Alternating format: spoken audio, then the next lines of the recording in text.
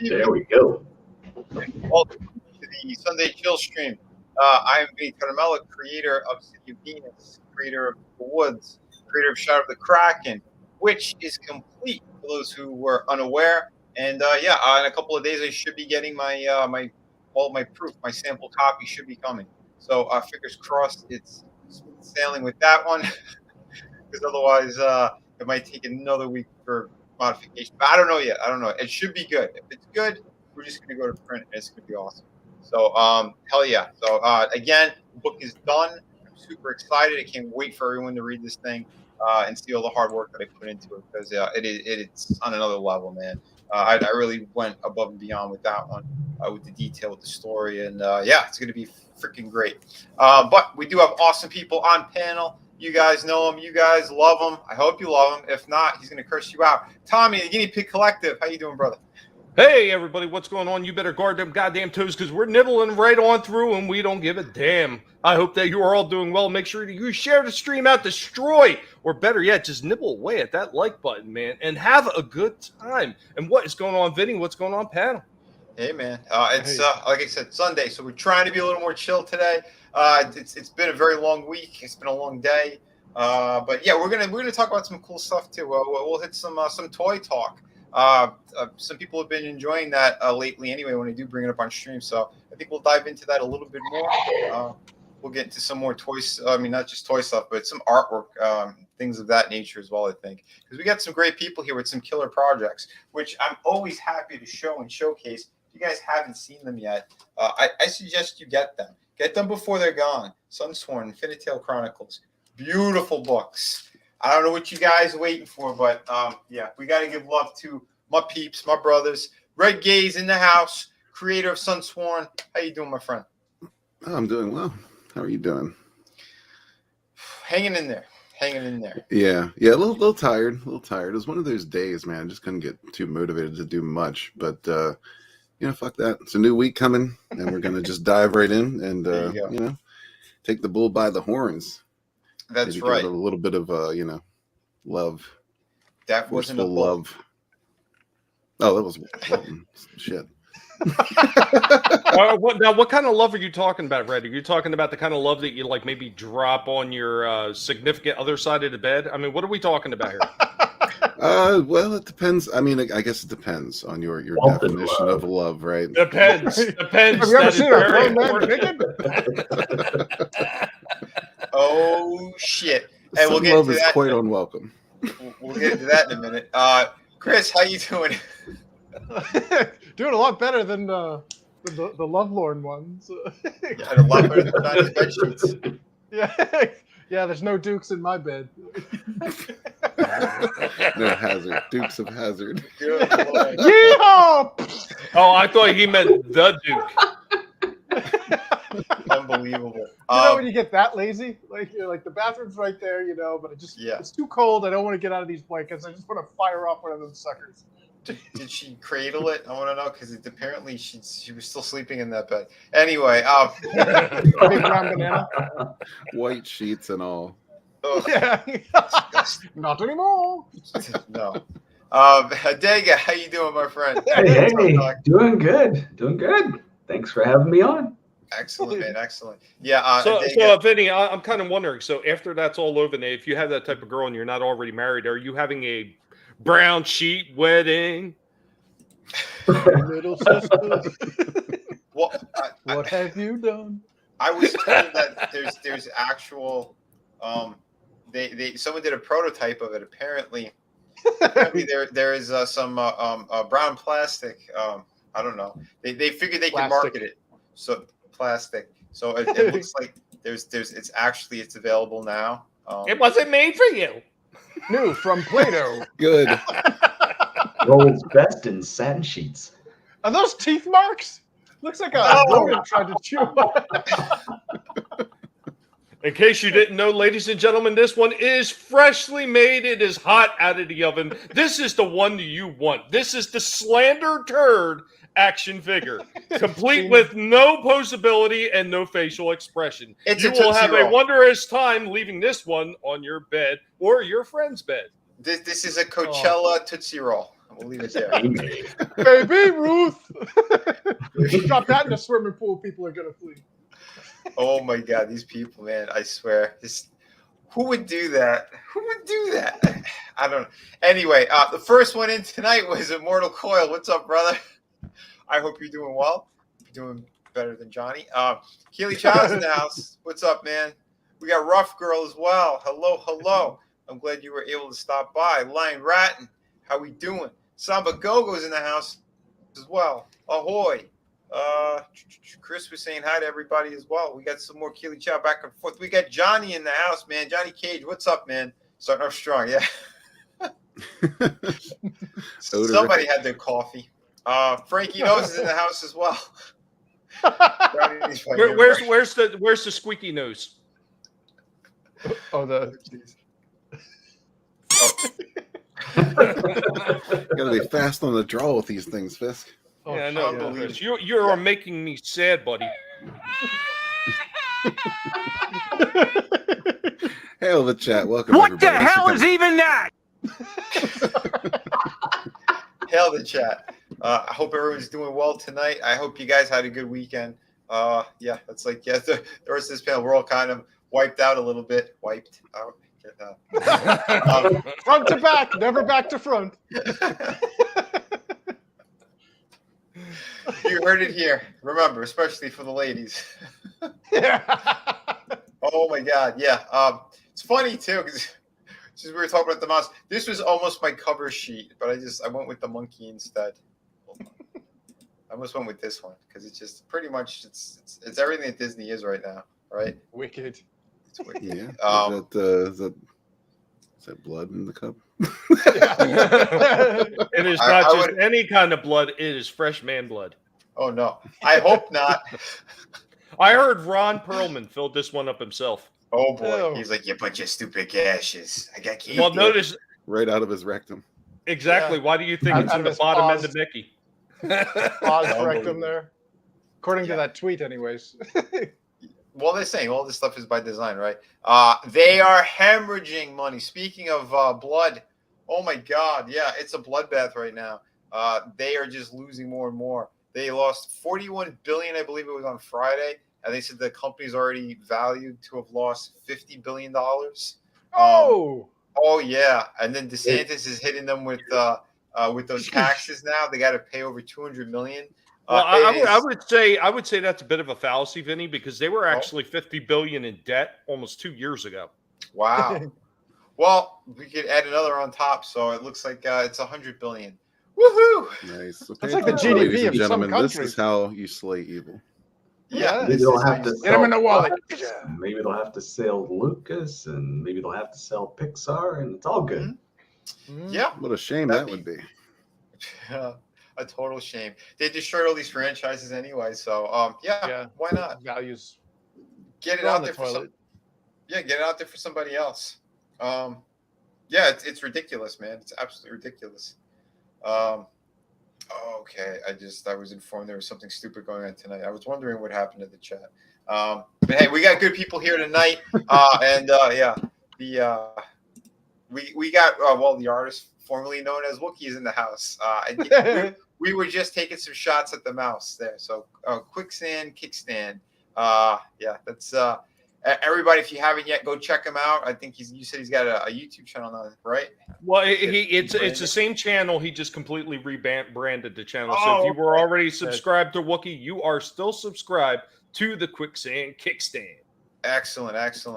Yeah, that's a good thing, man. Yeah, because again, there's too many scumbags out there, and we need more people who are willing to fight back against the nastiness, to slap Disney in the face, all the corruption that these people have been doing, what they're trying to do to the kids. It's just sick and twisted.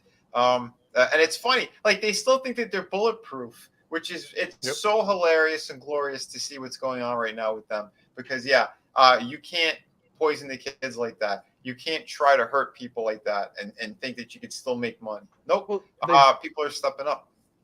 They've gone unchecked for so long that the whole concept of being, having a backlash is foreign to them. It's like, what do you mean? We're the righteous ones. It's like, dude, You gotta, you know, it's are we the baddies? You know, the Yahtzees were asking themselves that skit. Yeah. Well, That's where they're at. here's the best though. The best thing I still say is all the people that are still the apologists are sitting there backing this company up, and they're sitting there saying, "Oh well, Disney, just move it to a state that'll actually appreciate you being there." And I'm laughing at these idiots on Twitter. Do you even think that is financially feasible? I mean, seriously, you're talking about multi-billion-dollar park. It takes them years to just erect a new section of the park. Do you think they could just pick up a whole park and move it to another state like they're going to airlift it or something? Well, no, look at all of their other alternative Disneys, like Euro Disney. It snows at Euro Disney, so that's a shit show. That thing bombed. Disney Tokyo isn't exactly doing well either. I mean, Super Mario World or whatever opened up and was kicking its ass. I heard the one in Tokyo. They're literally, they said there's cobwebs all over statue. They're not even cleaning it up, and they said there are people who are pulling an amber, and they're leaving stuff in the park, not in the bathroom. Like I swear, I heard it was maybe like 6 months ago. What is this phenomenon of people just taking dumps wherever they feel like it these days? I don't know. I don't know. It's just strange. I admire their ability to do it because, dude, I can't even poop in a public restroom. Right? You got to hover. You get the sweat. Yeah, it crawls right back up you as soon as like the guy in the stall next to you starts talking. Yeah. I can hear Chris now. He empties out the whole roll to put it on top of the toilet. Yeah, and then he starts having a Seinfeld. You think you could spare a square? I'm out here. It looks like Big Bird's nest when I'm done with that thing. I'm hovering. I'm doing the semi-yacht. With this conversation, and Rough Girl says, "Hello, hotties." Yeah. What's up, Rough Girl? Hello. Hey. What's up, Rough Girl? Oh wow. We got Darren, like my father before me. How you doing, man? I hope you're doing well. Hello. Thank you for being here this evening. That's crazy, man. Yeah, Euro Disney, same thing. There's no upkeep. I'd be afraid to go on those rides too. Seriously, and I know, like I think it's the Tokyo one. They really did some amazing stuff with the technology over there. Like their Pirates of the Caribbean ride is completely different than ours. It's got the the motion screens, and they have like the animatronic Jack Sparrows, but now you are talking my language. You're talking about animatronics, Vinny. That's what I wanted to hear. Your good buddy Pandolando here telling you that if a park has a lot of electronics, you should go in there and feel every single one of them. Oh, shit. You heard it here first. No, like straight up, like sticky ones. Yeah, because you could watch the rides like on YouTube and stuff, and the technology is amazing. The way that they have like the projection that they shoot, like I guess like on the mannequin head, so when he's like turning and stuff, it actually looks like he's talking and moving, and they did it way different than what we have. Like the cheap jerky motion is gone. It's like very fluid and smooth. I was like, wow, what a waste. It's there, and over here it's they're charging you $20 for a hamburger, 15 for fries. It's like, what is this shit? Well, if I understand things right, in Japan, the locals own part of it. So a lot of what's going on there is actually halfway engineered because of what people in Tokyo want, not necessarily what Disney wants. Mm. Yeah. I just want to see the... Oh, sorry. You want to see the what? I want to see the Super Nintendo world that they've opened up. Like, screw all this Disney stuff. The Super Nintendo stuff. The Mario Kart, where you put the VR headset on and you race in your go-karts and throw shit at people. Oh, come on, man. Dude, yeah, and again, like Universal too, they're stepping it up. I know that they have plans to expand the park even more. If Disney leaves, they'll really have expansion. What Universal's doing, they're having like a whole section for like the Universal monsters. They have what was it? Is it like the Nintendo World or something too? Like they have a whole section. They first tested the Nintendo overseas, and they found out how successful it was. So they said they were definitely going to bring it to the park here in Orlando. Another thing I wish they would do, and I don't know how many of you guys remember, I never had a chance to go see it. I always wanted to go see the Jaws the Bates Hotel. I wish that they would the open Tower up of another Terror. section of the park just for all the classic stuff. Yeah. So they don't have to have it in the main park. Have a classic section of the park with all the old shit that you used to have before. Yeah, that would be awesome. Yeah, that old shit was amazing. The original King Kong ride, I loved it when I was a kid. I think we went there like twice when I was a kid. You know, in like teenage. Dude, it was. I know it was always breaking down. It was so expensive, but they even had like the banana breath form. It was amazing. Yeah, they had like a scent that came out when he roared and stuff, and it was like bananas. Smell like Chiquita.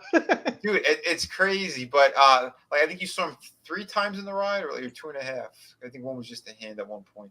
But it was cool how they did it, and they made it look like you were kind of floating over the city, like you were like in one of those kind of hanging trolley things. Yeah, it was wicked. Jaws was fantastic. That was a lot of fun. I remember my cousin, like he should have brick because he didn't really know when and where it was going to pop up, and it was right next to the boat. Vinny, here's something else that I think a lot of people are forgetting about, because there was actually a contract, like it was the sharing ideas, and I know this word because I use it all the time because I talk about when Transformers was branded from Takara and Hasbro.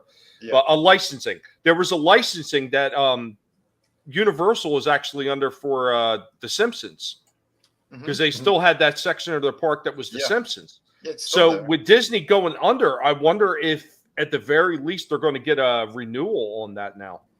I don't know. That is a damn good question. Because like you can't just tear all that down right away. There's so much that they built around there, and including like they have like there's like a little diner or something too. They have what do you call it? Their version of what's the fat one holding the tire? I can't think of it Michelin right now. Man? I have Big Boy. The Big Boy. Like they have a Simpsons version where he's holding a donut. Yeah. Didn't they have something like Krusty's bowling lanes or something too? They have a few things. Yeah, they did Moe's Bar. That whole section, like you walk in and it's like you're literally like they brought the cartoon to life. There's a lot there, man. Like I went, what was it, 4 years ago? Something like that was the last time we were there. But yeah, the whole setup is still it's amazing what they did over there. And then the whole thing too of the Marvel section of that park. Like I was curious too when they landed the deal, like what's going to happen with that, you know, license wise and everything, because they did an upgrade on the Incredible Hulk ride. They changed big sections of it. That thing is still amazing. The G-Force when they just shoot you out. I don't know if you guys ever been on it. Holy crap, man, that is fun because it's not like that ching ching ching ching. They do it for like maybe 2 or 3 little chings, and then they just blast you out. It's awesome. It's like the gamma radiation tunnel. That thing it's a trip. But it's smooth. It's a very smooth ride too. Because I'm not the herky jerky roller coasters. I'm not a fan of, but that was good. And you know the twists and turns it does. Awesome stuff. But yeah, then you have the whole Harry Potter side. Oh yeah, branches off to the second part of the park. Like you take like Gringotts Mines. Yeah, like the amount of work that they put into it, you could tell Universal gives more of a shit. Disney is just, I think at this point it's too old. They should bring that technology over, but again, they're cheap. And now they're losing even more money. So good. They deserve it. Close that shit down. You know, this is their 50th year too. They're celebrating their 50th anniversary. Wow. Yeah, my sister got me a pin. She just came back from there. I'm like, I don't think there's going to be a 75th one soon. You want to know how cheap they are? I noticed this when the election in 2016 in Epcot, they have the American Center, and there's that big building, and you go in there and you watch the show. It has the American presidents.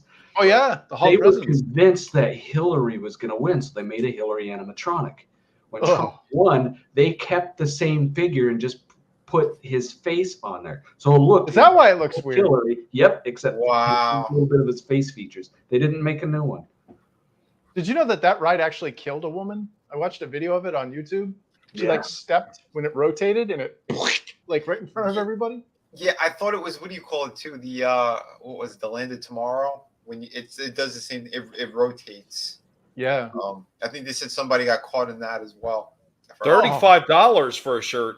When was the last time you went, Frankie? I mean, it's the last time my wife went was back. I want to say it was like 2013 or something, like somewhere around there. $50 And yeah, it was like $48 for a damn T-shirt out of the Star Wars park because she'd picked one up for my brother. For it was like the Boba Fett. It looked like his chest and his armor and everything like that with the shoulder pads, and it was like $48 for that damn shirt. Screw that. Yeah, because it's Star Wars. I think we were still over by the old park. We were at Magic Kingdom. They didn't. Well, this T-shirt was not $40. Which one's that? Sunsworn. Nice. Yeah, that one wasn't. Excellent. Yeah, no. The older park stuff. I guess they still have somewhat reasonable prices, but the Star Wars section, I know it's just they're milking people. They can't even greet people properly anymore. You can't. They're doing like a whole kind of gender neutral greeting. It's so hello, friends. Yeah. I'm actually kind of surprised they didn't have cattle prods when people got too close. Get back! Well, no, my sister saw the aircraft hangar that was the Star Wars thing, and she's like, okay, she's like, first of all, like. She's like, we had no. My nephew was a big fan of the Clone Wars and stuff. He grew up in that era. He had no desire to go there. He's like, Mom, it looks like some like Bangladeshi like ghetto. Like, let's not go. She's like, I thought you liked Star Wars. He's like, this is like the we have Star Wars at home meme. Wow, that's hilarious. And there you have it. The big air. Yeah, like this is a Star Wars fan who's like, F that. Holy crap! And there you go. Yeah, you got your nephew. He's like, nope. I grew up watching that stuff. I don't want to live in there. That's hilarious. That is hilarious. I just want to see the Falcon in person. Everything else I don't give a shit about. But I'm not going there. No, thank you. It's garbage, overpriced, and look what they're doing. Who wants to support a company like that? They were slowly just so evil, and then they just got to this point where it's like, no, we're just out in the open evil now. Fuck them. Well, now parents are saying fuck you, and they're not going to support your ass, and that's a good thing. I'm happy. How could they? Oh, go ahead. Sorry, I didn't mean to interrupt, but like, how could they not realize that biting the hand that fed them would end up in colossal disaster? You alienated your core market. Your core demographic is family. Like the uptight, like upper crust, middle, like the people that can actually afford the shit at your park. Yeah, they're not going to put up with like telling Billy about how to get the gender unicorn up his rectum. Like this stuff doesn't fly with like the conservative family. Well, like you heard what you just said right there. People who could afford that shit. Well, I think like that's why we're getting the ones in Europe and stuff. They're literally just dropping their shit there. This is what we think of your park. This is what we think of you. So I don't know. Maybe it's worth it to spend like all that money, a couple $100, just to leave a nice mark in the park.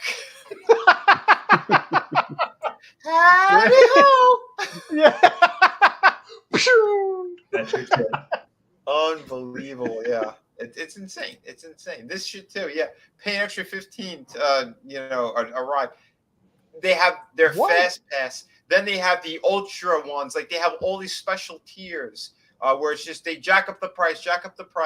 They have I know their stupid little like it's like a Fitbit type watch thing, and it tells you like you have to punch it in, and it'll tell you when you could go to your ride, and then you got a line there. So they charge you even more money. Yeah, this is the best. So they charge you even more money. They give you a little Fitbit. You go online, but you can have an upgrade, so you don't have to wait on the line.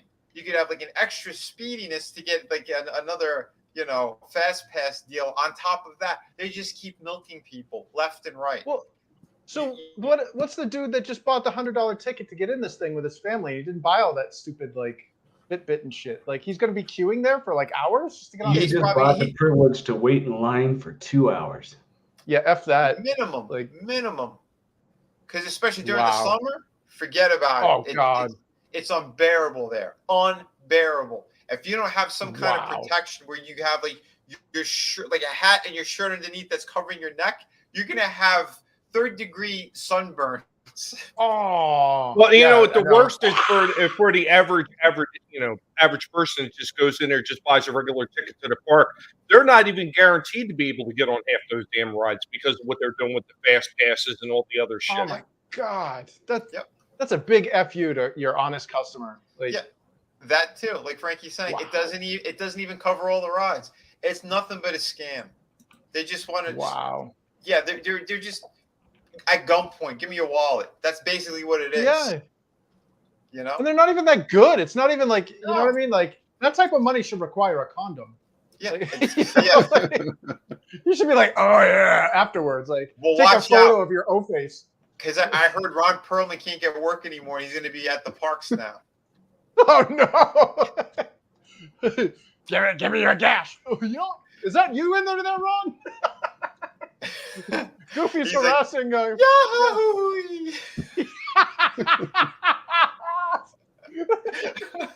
These people, man, unbelievable. This whole thing is just pure poison. And that whole thing too, with that was it $5,000 a night hotel that's over the Star Wars one. Oh please! They try to design this for the super elite and just the dummies. The people with money were like, "Yeah, we're gonna go on that experience," and they berate them. They're like, yeah. The way that they just slap them in the face too, because you got to be in character. You can't even go to any other rides and shit. It's just like one ride. I think that goes a train to that section, and then you can just have the what was it? There's like one fucking ride there. I forgot the name of it.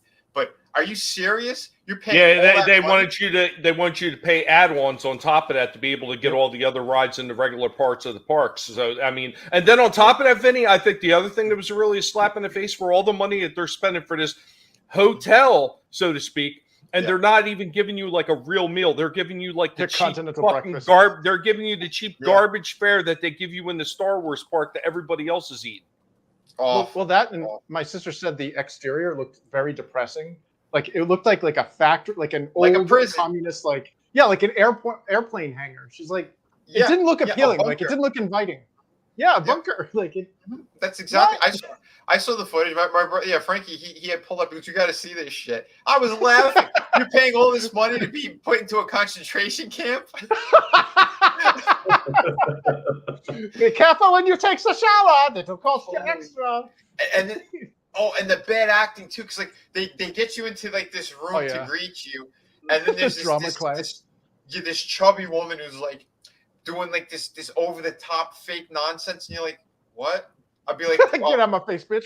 Where's my room? I gotta go take a shit. I'm gonna go drop an amber. Unbelievable, man. These people are insane. What's up, Pale Rider? Glad you're here tonight. Yeah. What did he say? It's also to know more about Chris's sexy elves. Giggity. Giggity. Well, you'll find out more about the sexy elves. I got it right here. I got this fantastic book right here. It's gorgeous. Ooh. So we'll talk about it tonight too. It's fantastic. I'm telling you, we got the good stuff. We're replacing that nonsense with the mouses and it's just awful. I forgot. I should have put that up. That demonic looking version of the mouse on my card today. I forgot to. But I was running a little late today. Hold on. I'll pull up that one because we talked about it earlier. I mean, we missed. I forgot the question mark. I was in a rush. I just threw it up, but what was it? There's the cover sheet. What did she do best? But yeah, I was kind of scrambling. I was juggling multiple things yet again. I shot another figure tonight as well. I'm gonna try this week put out something every day, just so you guys could take a look at some cool stuff. I did pick up an awesome figure as well, since we were talking about some Universal stuff. Hold on, up here. I picked up the NECA Wolfman. I found this thing today. This is the Lon Chaney. The Ultimate Edition, Lon Chaney Jr. Black and white. Dude, this thing is killer. Have not opened him yet. Sorry for the glare, guys, but it's awesome. He's got the human form in there too. You could swap out all the Wolfman parts. Silver King. This thing's beautiful. The packaging, they did an amazing job. You know, I love man. all that old movie stuff. You know, Universal Yeah. classics. Yeah, his father, man, Lon Chaney Sr. That guy was something else. I don't know if you Isn't guys it ever Man of a seen. Million Faces? I think this was it. A Man of a Thousand Faces. Yeah, something like that. But Yeah, was that Lon Chaney Senior or Junior? that was Because Senior. one of them was like the Mummy, Frankenstein, Uh, something else, like a whole bunch. he of was them. he did Quasimodo. The Phantom of the Opera. Yeah, there was a few of them that he had done crazy stuff, and he did all of his own makeup. Like he had Yep. like the spearmint gum and stuff, and he would like pull his nose, and they said he was like in pain for the majority of those shoots, but he did it, man. He did it himself. You know, Sorry for when his I was a art. kid, I actually had one of those monster kits where it's basically the same stuff that they used to use back then. And this was Oh, from wow. the 70s too, man. I found bits and parts of it. I didn't find the complete kit, but yeah, when I found it, I was actually shocked I found as much as I did because it came with all that stuff, the spearmint gun, the latex, it came with the fake blood. It came with all the shit Amazing. that they were supposedly using at that time. Awesome. Yeah, it's incredible, man. I swear, some of the stuff that they do. That's why I've always been into like the arts from a kid because of stuff like that. When I heard those stories, what they could do, and the sculpting, and you know, that's why I loved it all, man. I ate it all up, and I think that's what more people need to do. They need to really get inspired by, you know, those things that they really enjoyed. Get back into it a little bit and try to create our own stuff because that's what we've been doing lately. You know. Again, like as a kid, I was collecting these figures and things, and I'm like, oh man, I wish they did a little bit better, you know. And then as you start to see these other companies experimenting on it, again, a lot of the Japanese stuff, the articulation in a lot of their figures are incredible. When I started working at McFarlane, we got to implement some of that. You know, we convinced somebody who's like, no, I just want statues. I just want. I think they don't need joints. Blah, blah, blah. He had all of his rules, like, you know, don't do an articulation in the head because you gotta cut across the neck, and I hate that. It's unsightly and blah blah blah. It's like there are people doing ball joints all over figures. Like, why can't we, you know, put some of this into the designs? Like, oh, it was so painful, but to see where technology is taking us now is really impressive. And then you still have traditional people just killing it. This thing I got to show you. Someone did this Chadwick Boseman. The Queen stuff you showed the other day was amazing. Yeah. Oh, damn. Oh yeah. Wow. Look at the eyes. Unbelievable. This is Is incredible. that's gonna be like, is that like triple clear coat on to give the Wow. sclera that like reflective, or is that like, did he literally paint the shine on there? A lot of them, They they have look like some wet. kind of the paints that China uses. I don't know. They're like next level as well. That is not 100%. amazing. Yeah, I'm not 100% sure, but yeah, some of these things are truly incredible, man. Dude, it looks like he's ready to start Look at talking. that. Man. Yeah. Beautiful. Well, I was Is that showing the- Tommy that. Yeah, this was those bodies I was talking about, the M34 and the M32. So these are the ones that have the metal skeleton underneath and the silicone on top. So like I don't know why they put their heads on there, but like this is the Arnold body on the yellow trunks, and this is that's him from '84. It's crazy what they've done because people are trying. He's almost got Bill Gates boobs. Yeah, almost. That guy, yeah, he's definitely turned into something like his wife, his man wife ex thing. Those people are all insane. But yeah, dude, this is what I'm saying. Like some of the work that these people do, it really is unbelievable. I'm gonna try to. I found a couple other cool ones. I was waiting for one for if ETEP would show up because it's something that's in his wheelhouse. A show that he watched every episode of. Oh no! There was a Batwoman. Oh no! I saved that for him, sir. Next time I see him. Oh god! But the likeness isn't bad for what it is. This was that same. Yeah, it looks just like Leon Kennedy. I mean, yes. It's Edward Furlong from Terminator 2. Yeah, the So Toys did that one, but like yeah, this is that Queen Studio. Yeah, I think this is the 1/4 scale. Incredible, man. Dude, just how do you do that? And all the different pieces they had to do for the hair to do the plug-in. Yeah, like, that's crazy. And these are all hand painted. Wow. Oh yeah, you can see it back there. That's That's not else. machine based. That's gotta be killer to replicate. Is it like a Dell computer? When you order one of those, you have to wait like 6 weeks to get it? Oh, I don't know. I never got it. You know what I mean?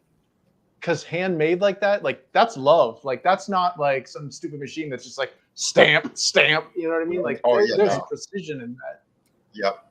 Well, I think Hot Toys is kind of similar. I think they do partly like digital stuff, and then they get in there and like they spray extra, and they do the majority of it by hand. But I think they have like a base that they do. From what I heard, I'm not 100% on that. But yeah, if I could find out, I'll let you know. What's up, Sam Rogers? Definitely. Hey, Sam. It's definitely love, Chris, but I don't think it's the type of love that you leave on the side of the bed. Chocolate love. No, you plop that dead in the middle. It's insane. Yeah. Stay on target. Yeah, look at this. Shadowhawk, what's up, brother? Yeah, I figured they started shadow banning these sons of bitches. Yeah, but hey, you know what? Fuck them. I'm gonna keep putting out some good stuff. This week I'm gonna try to put something out every day. I'll try. If it's too much, I might do it every other day. But yeah, I'm gonna get more figure reviews up. There's a bunch I've been meaning to shoot, so I'm gonna do that. I should have an update too for Shadow of the Kraken. The books, well, the proof copy should be coming this week. So once it's here, I'll let you guys know how the quality is and if I need to do any adjustments just in case. But yeah, so again, sometimes it's a process with the printers, but the book is done, so we're there. Unlike people, again, 2-3 years late and then trying to go, oh, it's good to have link books. No, it's not. It hurts everything. Sorry, the fish, it rots from the head. And that's why a lot of people kind of turn away from independent creators. It's when they see the shitheads at the top just dragging their asses and causing problems. It hurts everyone who's, again, trying to get stuff done here. And actually stuff done. I really thought you were going to say that the fish rots from the bed. That's not a fish. That's a slender turd. Brown-eyed mullet. It depends what she ate the night before. Huh? I wasn't talking about what she left on the bed. I was talking about her. Oh, airing that sucker out. Yeah, that woman is quite grotesque. Yeah, there is some other cool stuff too. There's something I've been waiting on, and I found out. I told Tommy something I pre-ordered a long time ago. These are just shots someone else put up. It's actually the company who was making them. There's a Harrison Ford figure that they made from Indiana Jones that's third party. And I'm itching to get this in my hands. I pre-ordered, paid for it like almost 2 years ago. There was some delays with this thing. But holy crap. They got him with a leather jacket. This is why it was taking so long. They wanted to make sure they got all that right. And this is a 1/6 scale one. I'll show you guys. Look how good that Harrison Ford looks. Nice. That's a nice piece right there. And that's a 12-inch figure. It's an alternate head. I like that one better. Yeah, they really did some nice work. I'm impressed for a third-party company. God, you know what? It belongs in a museum. The overall look of it, though, it reminds me so much of that one from the freaking late 80s. The one I have. I mean, granted, this one actually with the shoes and everything, it's done a lot better. But even the jacket reminds me so much of the one I have. Yeah, including the cloth clothes and everything. Mm-hmm. Of course, the hat on the one I have was like garbage. It was like this cheap felt hat that they made for that figure. It looked terrible. Yeah, I think this one is. It's actually it's sculpted all together, or it's glued in. Like you can't remove it. But they did give you 2 likenesses, so that's not bad for what they have. Sweet.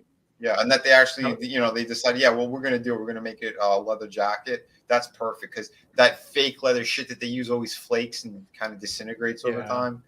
And if you're paying for something, you want some quality, step it up. But again, these figures are way more affordable than like what Hot Toys was doing, because I think when he came out, it was like $250.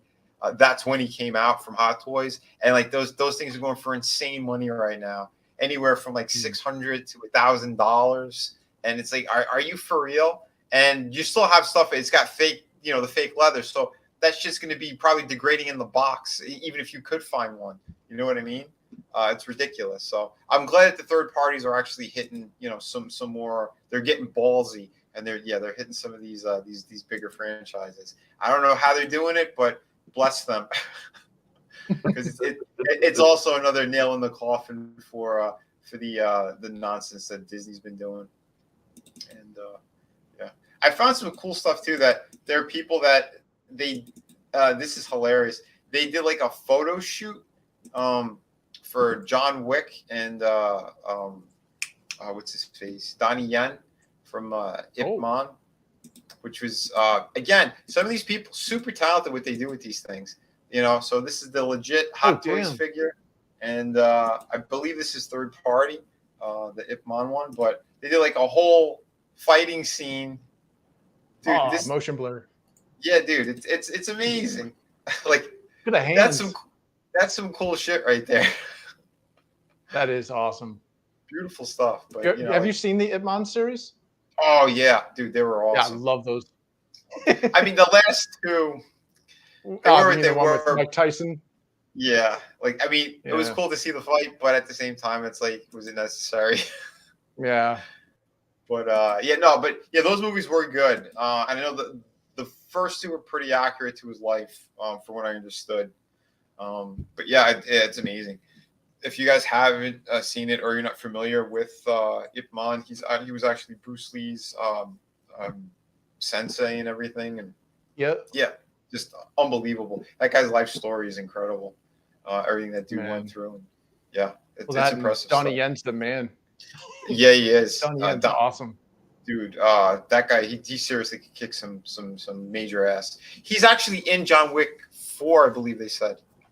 Oh, damn. They believe he got signed. I forgot who the other name was. There's somebody else who's going to be in there who's pretty impressive. It's going to make a big deal. And I did show this one over, I think it was on Tommy's channel. This was someone did just a straight up custom. If you guys are John Candy fans. This Uncle Buck, yes. Uncle Buck, man. It's a national treasure right there. Dude, that is fantastic with the fat fingers and everything. You need sausage fingers. You got to have the sausage. Yeah, they got the Remember when he was making the pancakes? Yeah, to use the snow shovel. That was incredible. Dude. Oh, I miss John Candy, man. I know, man. I love every one of his movies, man. Like every single one. Yeah, even those like the small cameos he did in those films. Yeah, Home Alone. Like the polka. Yeah, yeah. Or what was it? The Great Outdoors with Dan Aykroyd. Yeah. When he shot the bear in the ass. I love that, man. That movie was so. Anytime it was on, I used to watch that. Yeah. It's like, it's talk about some classic stuff, man. They don't make stuff like that anymore, and they need to get back. Hollywood, you lazy bums, stop doing remakes of shit and just start making good stuff again. Yep. Oh, so one of the things I picked up recently, Vinny. What's that? Is I showed this one off. So, amen, Frankie. That's right, man. Hold on, let's get you solo layout. Oh, nice. Bloody Valentine. That's awesome. Look man. at that. Holy crap. Yeah. That's it's NECA, right? Yeah, and like I was telling you earlier, like it comes in that plastic bubble with the actual regular, bubble card inside of it. So I mean that's pretty cool that they did that to protect the damn thing. Yeah. But yeah. And I'm actually impressed. It's a cloth outfit and everything. I mean, it looks really nice. I can't wait to actually review this one. This will be coming up soon. Excellent, man. That's some awesome stuff right there. And then besides that, I did pick up this because you said they were coming out. So. Oh, yeah. Classic. I went back. Yeah, Eartha Kitt. Dude, this looks really, really good. Yeah, wait until Tommy reviews this one. The likeness is incredible. Yeah, I can't really get that close without losing a little bit of the clarity, but yeah. Last time I went, they didn't have it anymore. I only saw it the one time, and it was. And that's actually that's a photo of the figure too. Yep. Damn. Which they did a better job, I'd say, on the packaging on these things. Like I said, I believe they made them so that they stay in packaging.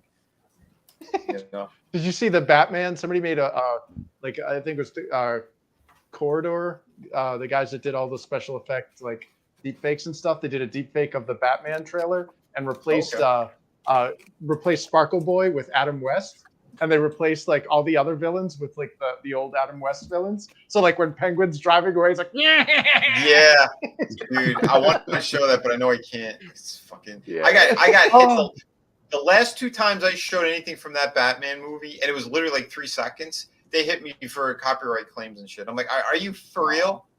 I had it on mute too. It's like these people are dicks. You know, I heard another thing that I found, Vinny. It was part of that bad Target experience I had, spending way too much money that I shouldn't have. What's that? But I found a bunch of those Jada toy, the little cars and stuff like that they do. Mm-hmm. I found one that had this 3 vehicles from the original Batman series. So one of them was the Jokester's like joke wagon or whatever the hell they call it, his little like dragster joke wagon. And I was like, dude, I literally forgot all about that vehicle until I seen it in the damn set. And I also wound up picking up the DeLorean from Back to the Future 3. Nice. Excellent. Yeah. Like it's big. It's the big, like, what is that? 164th or whatever the hell that's called. Okay. It's the With big the die white cast wall one tires? with the light up feature and the rubber tires, the wall tires. Nice. That's awesome. Yeah, dude. Yeah, I see them in the stores. I think Best Buy might still have that one. I have one of those. I have a smaller scale one, and then I found I had gotten the one a couple of years ago from Diamond Select, where it's actually, it's funny. It's in scale with the NECA versions of Back to the Future figures that they released. Those 7-inch ones. Yeah. It's cool. Yeah, it's got the light up feature. It comes with the plutonium. And they all come out. Each one of them comes out of the case. I'm like, I wasn't expecting that. I'm like, holy shit, this thing looks cool. Nice. I was actually shocked by the Jada toy one, considering that it's mostly all die cast too. How cheap it was. I was looking at this thing. I was like, wow, it lights up and everything as big as it is. I'm thinking like that's got to be. If I'm thinking like everything else with all the other toys that we see on the shelves right now, they're going for $20 and up for like a mid-size toy at best. Yeah. I was looking at this thing. It's got to be at least 50, and it was only like 35 or something. Mm-hmm. I was like, what? I was like, really? Dude, it was like 30 or 35. It was a lot cheaper than I was expecting. That's cool, man. Yeah, no, yeah, I'm happy when they have proper deals and things on stuff. Hold on, we got Shadowhawk. He said Julie Newmar, Michelle Pfeiffer, Halle Berry. I'm with you, Julie Newmar and Michelle Pfeiffer. I would take Halle Berry. I like Halle Berry, but not as that character. I think Zoe Kravitz did a better job as Selena Kyle. She wasn't technically Catwoman, but she did a great Selena Kyle that was from, to me, the comic books, the darker kind of side that they had done. Yeah, we'll see. Finally got around to seeing that. Yeah, I was happy to finally see that because I didn't think anyone would tackle it either. But I'm glad they did. But yeah, Julie Newmar, holy shit, man! I had the biggest crush on her when I was a kid. Yeah. Hell yeah! And the other one I was too, a Linda Carter. What's her name? Was it fuck? I forgot her name. The one who played her in the movie, in the '60s movie. It wasn't Julie Newmar. No, she was only in it for like one, like the movie and like Mayweather. 2 episodes. She was. I forgot her name. Blonde. She was incredible. The one who played Catwoman in the '60s movie. They couldn't get Julie Newmar because something happened, and then there was a dispute with money, so they hired the other actress, and I thought she was incredible. Yeah. I loved her too, man. Amazing.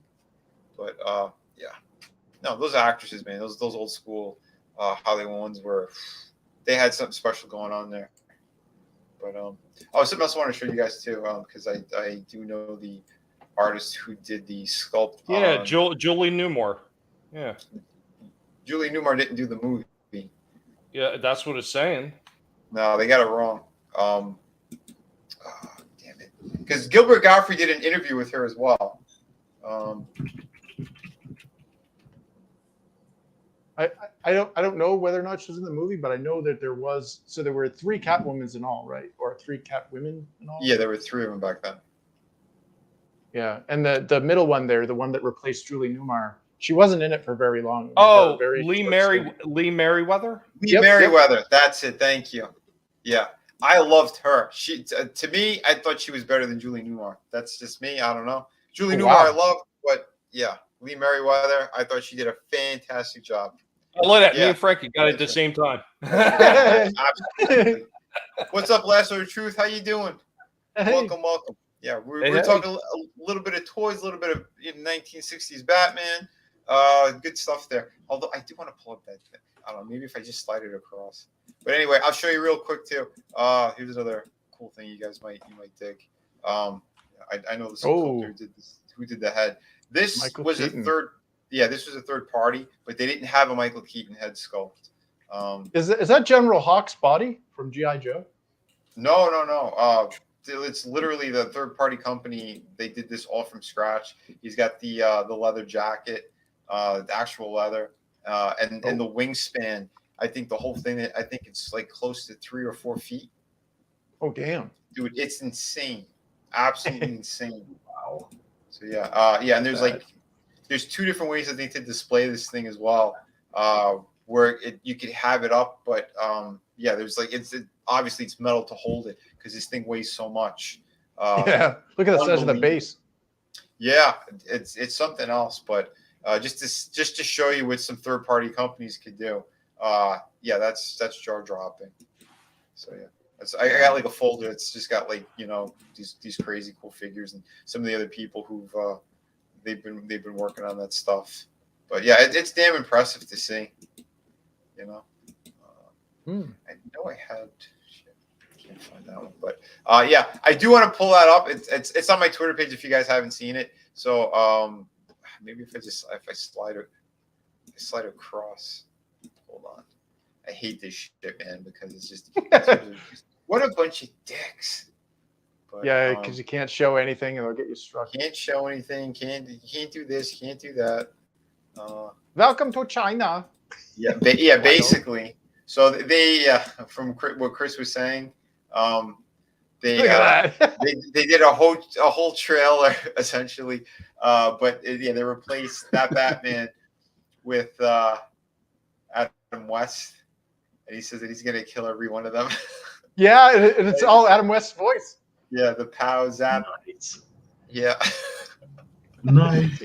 Yeah, they did an incredible job. So he's like, he's doing his little spaz stuff. Well, I'm just saying this. Could you imagine if they would have been able to do a darker version of Batman back in the day before Adam West ever got that old and he couldn't do it anymore? What it would have been like? Oh, dude, man, that could have been something else. I don't know, because like part of the charm of '60s Batman was the colors. Camp.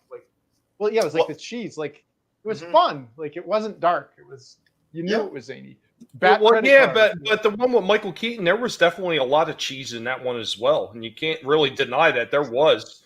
So just take Adam West and you put him in a darker suit with just slightly more darker dialect, and I think it would work. Yeah, maybe. Yeah, that's pretty awesome how they did this. Yeah, they kept her though, which was funny. Well, because Zoe Kravitz is a freaking dime. Yeah. Look at that shit. Oh, I picked up his figure too. Yeah. You've shown it on the collectible past. No. I didn't show the Penguin yet. I only showed the Riddler and Joker. Oh, you showed me after then? Yeah, the Penguin just came out with the Eartha Kitt Catwoman, like maybe 3 or 4 months ago or whatever it was. Mm-hmm. And it was the first time I actually seen it on the peg. So, okay. They do have a new Riddler though. They have a Riddler in shorts, like all the ones they were doing with Batman. Everything is stupid, like summer shorts, but he's got boxing gloves on. Yeah, ridiculous. But yeah, this shit was great. Yeah. Anyway, yeah. How come you don't dance anymore, Batman? And then he's not dancing. But yeah, whoever put this together, man, bless them. I love it. Yeah, and I love this look. Frank Gorshin when he did the Riddler in the suit. That was fantastic. That's why I love that they had some of that in the animated series. That there was just an homage to him that they actually did that. I wonder if they'll do that in the sequel to the Batman, because there's a sequel coming. There's got to be. Yeah, of course there is. And they've already alluded to who the next villain is going to be, which is kind of a shame. But it would be nice if. Well, wasn't it supposed to be Court of Owls? I don't. It looked like they were trying to make the Joker because he's like, remember that they're crying. He's like, "Don't cry," He was in the Arkham cell. Yeah, no, yeah. I finally got through the rest of that movie, and I still wasn't impressed. Yeah, well, they said the whole thing with the Joker is they said they will not make him the main villain in the next one. Good, we have too many Jokers. They've said it already. They've already said it. They said in a bunch of interviews. That's why they cut out the big kind of stupid scene that they did with him. And I know that the studio was not happy with that either. They didn't like the way he looked and what direction they were going in. But they said they put him in there on purpose because they wanted to just kind of show you that he exists in this world. And it was kind of like he was just recently scarred. Like that's why he looks the way he does. But they're not going to go in that direction. Here's the question for you guys, because I'm pretty sure everybody here has seen it at this point, right?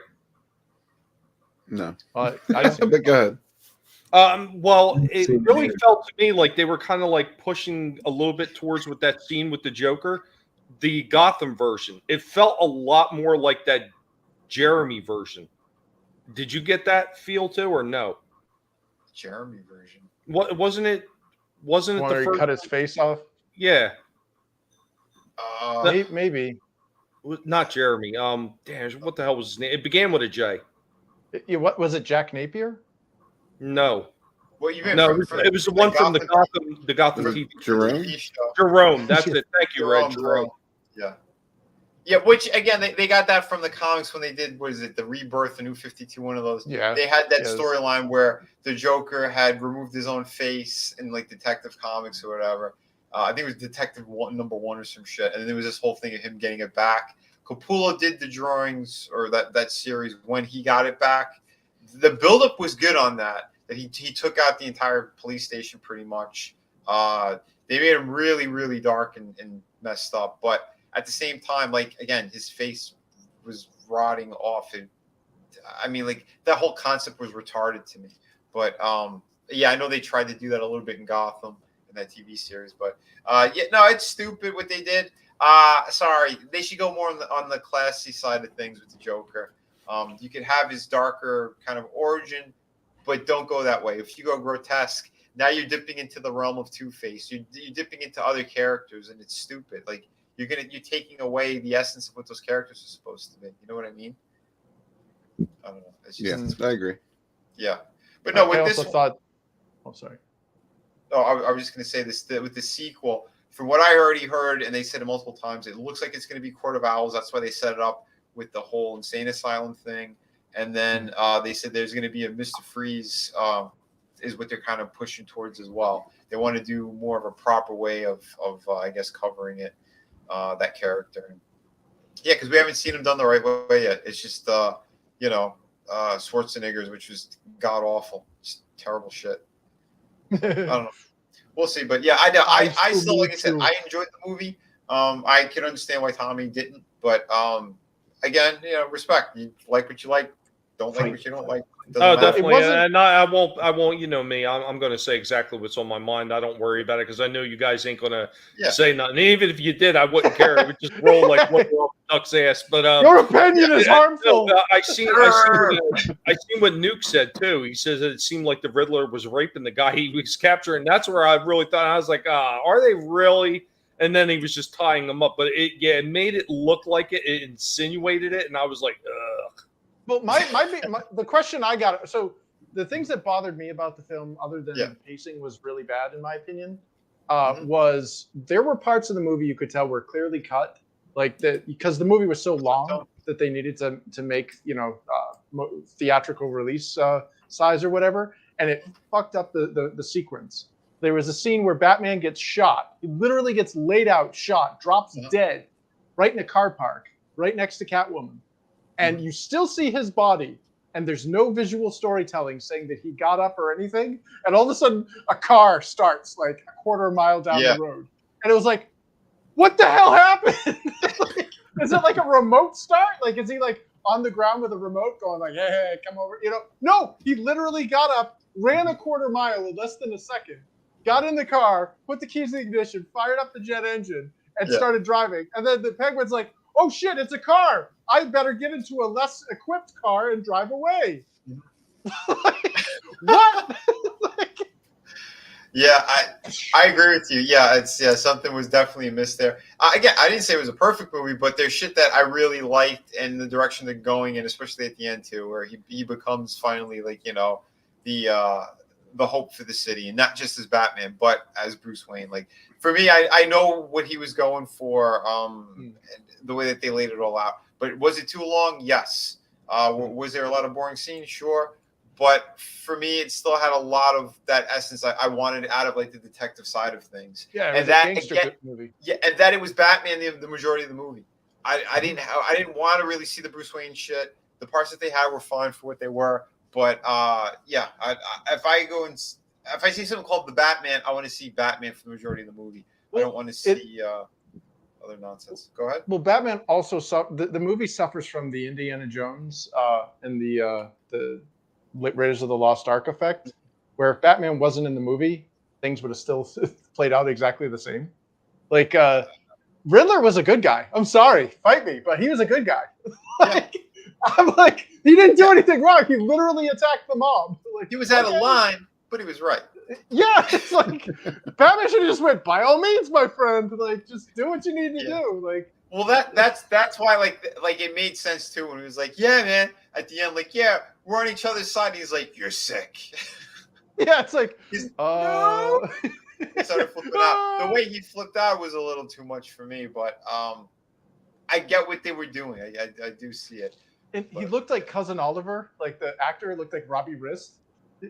Like, he had the Joey Lawrence penis haircut bowl, and then he had the glasses, and he looked like he was like 12. Yeah, I'm not a fan of that actor, to be honest. When he got his and This Will Be Blood, like I was like, finally, I got up clapping. If you guys have seen that movie with that method actor, Daniel Day-Lewis. Oh yeah, that guy's awesome. Yeah. I thought you were going to say the meth actor, and I was going to say which one. Yeah. The majority of them. Yeah. Right. Should we start with the A's? You know what, though? Shadowhawk backs, I completely agree with that. I remember the first time I seen this thing, the only thing I could think of, one of the last of the big V8 interceptors, hey? Yeah. Max. That's all I could think of. I don't give a shit. I love muscle cars. That thing looked awesome to me. And yeah, and then it had the Mad Max feel. I'm fine with that. Well, it brought it back to the original incarnation of the Batmobile instead of the military vehicles that we've seen in newer incarnations. Yeah, they went too military with all of them at the end like that. I fucking hated Ben Affleck's. It looked like a pancake. It was squashed and wide. It looked like shit. I'm like, thank God. I was happy when Superman came down and ripped it apart. That thing was so stupid looking. Sorry, I couldn't stand it. Or the Rumbler, the bi-wheel. I like that. The tumbler. The tumbler. Oh, the tumbler. It was basically a tank. But yeah, the front of it could have been better. But I like the design of like the back and stuff. My favorite one is from the Arkham Knight game. That thing was a killer design. Yeah, it was. The Transformer element, but the actual car was killer, man. If you guys have seen it, like the cockpit instead of like a double seater. Like the whole way it was designed, it looked badass. I'll pull it up so you can find it while you guys discuss the whole Arkham games, in my opinion, were a masterpiece. Like Arkham City was probably one of the best games that I played in any type of superhero game. Yeah, the story I thought was amazing on that. But our Arkham Knight story to me fucking went to shit. But I mean, the majority of it was still there. But I think taking Paul Dini out of the equation was a big mistake. See, I only played the first two games, and I enjoyed both of those. And I just at that point, I kind of checked out for most console games. And Lesser Truth, you're right. Rumbler is something completely different. That has to do with a slender turd. Look at that. This thing is this was beautiful. Look at that freaking thing. That is, whew, that's money right there. That's a design I could get behind. And the engine sounds that thing made. Oh man, that was wicked. I had fun going driving all around Gotham in that thing. Yeah, that was impressive as shit. It's a shame though you couldn't play as the 89 on the streets, that they had specific tracks for it. Yeah, because the design of the car was just because it's not practical, so they couldn't just put like the model in there. You know, I think the Tumbler was one that you could actually do though. Like again, I don't hate it. I still enjoyed that, but I think that this thing was just amazing. Yeah. And somebody built this thing. I saw it on YouTube. They did it for like a track. I think they had like a Lamborghini engine inside of it, and you got to see this thing taken off from the track. Holy crap! Yeah, it's jaw dropping. 0 to 120 in a second. Dude, yeah, it was something else. But yeah, we can find it at some point too. And they did waste us. Yeah, they did do the transformed version of it. Oh yeah, the tank mode. Yeah, or turret mode. Or... Yeah, they did that for. You couldn't drive it though, not that I'm aware of. But this was like for conventions and shit, I believe. But yeah, when I worked in Irvine, California, they had the Tumbler right in the middle of the Irvine Spectrum Mall. It was an open concept mall. Oh, wow. It's like Agrabah, and it was just sitting right in front of the movie theaters. Well, it looks like multiple people made different versions, but yeah, the yeah. back of it. Yeah, dude, I'm telling you, this thing was impressive. Seeing this thing on the track. I believe they still have. Yeah, it should still be on YouTube somewhere if you type it in. But yeah. Does it make the same sounds as it does in the game? It makes some good sounds from what I remember, but I couldn't tell you 100% yet. It's been a while since I've seen that video. Jet. Dude. Yeah, that thing was amazing. So yeah, bless the people who could actually do that. Yeah. Cool. Is that a actor standing next to it? Yeah, that's a cosplayer. Oh damn. Yeah. Well, a friend of mine, Kevin, shit, I always forget his last name. He's the one who did like all the fan made ones. Big dude, fucking monster. Oh wait, was he in the Batman versus the Predator? Yeah. And he did the dude, that dude is huge. Yeah, he did the Star Wars one too. Yeah, I had met him at New York Comic Con. It's like that Batman's freaking jacked. Yeah, he's like 6'7" or something. It's like a wrestler. It's like yeah, man. Batman's supposed to be like a ninja. This guy is like the Juggernaut. And I'm telling you, he is one of the nicest guys you'll ever meet. Holy shit. This guy's like right away like your buddy. He's got his hand on you all the time. Yeah, like cool. I just met him and we became like best friends. I'm like, gonna rip him too. Be a great dude, man. Yeah, I met him at an after party. Yeah, cool as shit. But yeah, like how could you not like this thing, man? That is awesome. Yeah, Tom, if you ever do get a chance, and you want to finish off the Arkham series. Arkham Knight was a really good game. It was, but again, that last story element pissed me off because there's a lot of military shit that they threw in there that. I thought it was too over the top, and a little bit predictable. But the other shit that they did was great. That stuff with the Joker was amazing. I thought throughout. Mark Hamill reprising his role. Yeah, that's the last time that I'd be like, yeah, I like Mark Hamill. Before the green titty milk. Yeah. You know the only thing that irritated me about the original game, the original games. Because they touched on it more in the second one with Arkham City is Solomon Grundy. I wish they would have did more with his character. He's one of those characters that I always loved from the Batman Rogues Gallery. Yeah, I agree. Oh yeah. What was the rhyme? Oh, dead on Tuesday, back on Monday, or something. Yeah, they buried him on a Tuesday, or Solomon Grundy, born on the Monday, died on Tuesday. Yeah, married on Wednesday. Yeah, I forget how the rest of it goes. Yeah. Grew ill on Thursday, got worse on Friday, died on Saturday, buried on Sunday. This is the story of Solomon Grundy. Yeah, and they never really explore that. Yeah, and that's the cool thing about it. He had something so supernatural in that world. But I love that they had him there, and what was underneath the Iceberg Lounge in that game when you had to fight him, dude. That was incredible. They did a really nice job with that. Killer Croc is the one that scared the shit out of me. Did you ever play the Origins game? I think don't think so. That was the 4th one or the 5th one? I don't know if it came out before. That's the one with the black mask, right? Yeah. Yeah, I didn't play that one. That's the only that one. was a lot of fun. I think the story was better than Arkham Knight. Just so you know. Oh damn. Yeah, and they put the proper Joker origin in there. Like it was incredible. The what's his name? Troy Baker. He did a spot on Mark Hamill. It was like that younger kind of Joker voice, spot on from the '90s cartoon. And the way that he did it was so good because when he's having his scene with Batman, because like when it's a big reveal when you do see the Joker there, because you're when you're in detective mode, like you're kind of figuring out shit, and it's like something isn't adding up. But then like when he has this big reveal, Bane's in it as well, but he's a smaller version. He's a more human kind of sized Bane, and I think I wasn't sure if he's responsible for the Joker having this giant fall, but Batman dives off the roof to grab him because he doesn't want the Joker to die. He doesn't really know who he is yet either. So as he's falling with him, he catches him. You know, the Joker's still trying to kill him and stuff. But when he gets put into Arkham, he's having this conversation with Dr. Quinzel.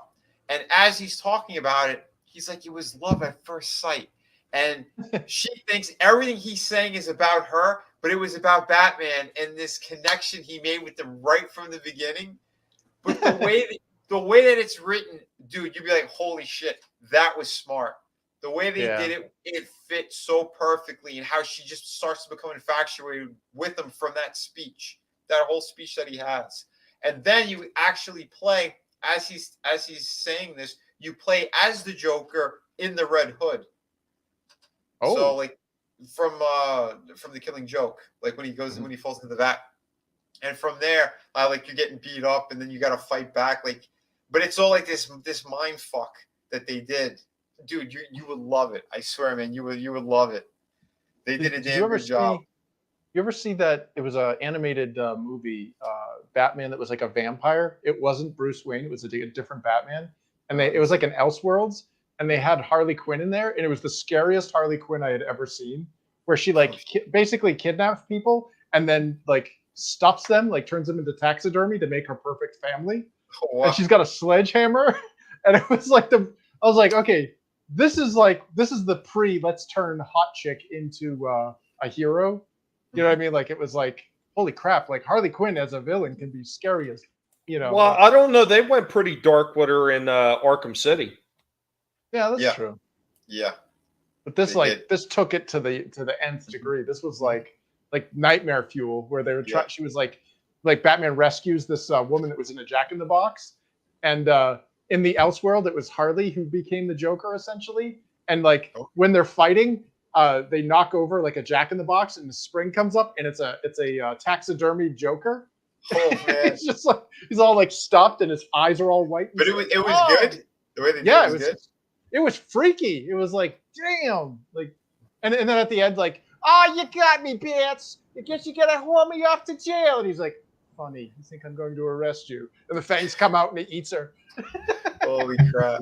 Nuke knows what I'm talking about. Yeah, Arkham Origins, it is a good game. I don't know why it gets so much flack, because the way it plays is great. They gave them, what was it, Rocksteady, Rockstar, whatever. They gave the model that they had from the other from Arkham City, they gave it to WB, so they built off of that. Like, so all those landmarks are still there. They just added another section, and it all takes place, I think, like Christmas time, because then like Mr. Freeze is the big villain in that one. And they did a great job, fantastic job with it. I just remember it had a superior detective mode. From what I remembered, I remember. Some of my friends were reviewing it, and they're saying that of all of the, like, one of the things that Rocksteady was basically making almost like a God of War or like an Assassin's Creed with the Batman license. Mm-hmm. Whereas Origins had more, like, the detective elements were very like it was like an integral part of the game. Like you go into like the CSI kind of view. Yeah. And you get all the like That's Yeah, awesome. Yeah, you're right. You're right. Yeah, they broke it down in a really good way. Yeah, dude, I loved it, man. Everything that they did in there was fucking fantastic. You know what? Thank God it wasn't Rockstar, Vinny, because you said Rockstar for a second. If Rockstar would have did it, would have been a big pile of shit. Oh God, not now at least. You hear all the stuff they're doing now? They're like censoring their games because it offends people. Dude, they were starting to go downhill from 5. Like 5 had a decent story mode, but beyond the story mode, forget it. The rest of the game is just trash. Like that online garbage that they had, Rockstar had, it was garbage. That was. And their wrestling games, forget it. Absolute trash. Yeah, like I heard that they're getting better now, but who cares? Rockstar makes wrestling games. Well, yeah, they took over the license when THQ folded.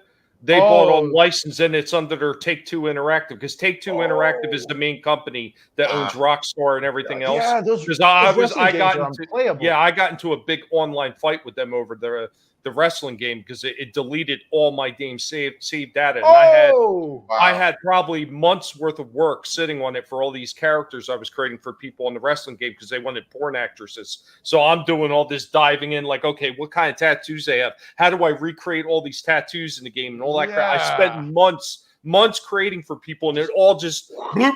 And I was like, well, how do I? And they said, oh, well, do this, do that. And I said, that just permanently deleted all my save files. Oh, well, there's nothing you can do about it. You just got to start over. I said, oh, no. I said, you're going to either give me the money back for this game, give me a new game, or you're going to give me a voucher for an upcoming game. We ain't doing nothing like that. 3-month fight with them. They got finally sick of hearing me because I kept bugging them every day. And they finally gave in and sent me a new disc.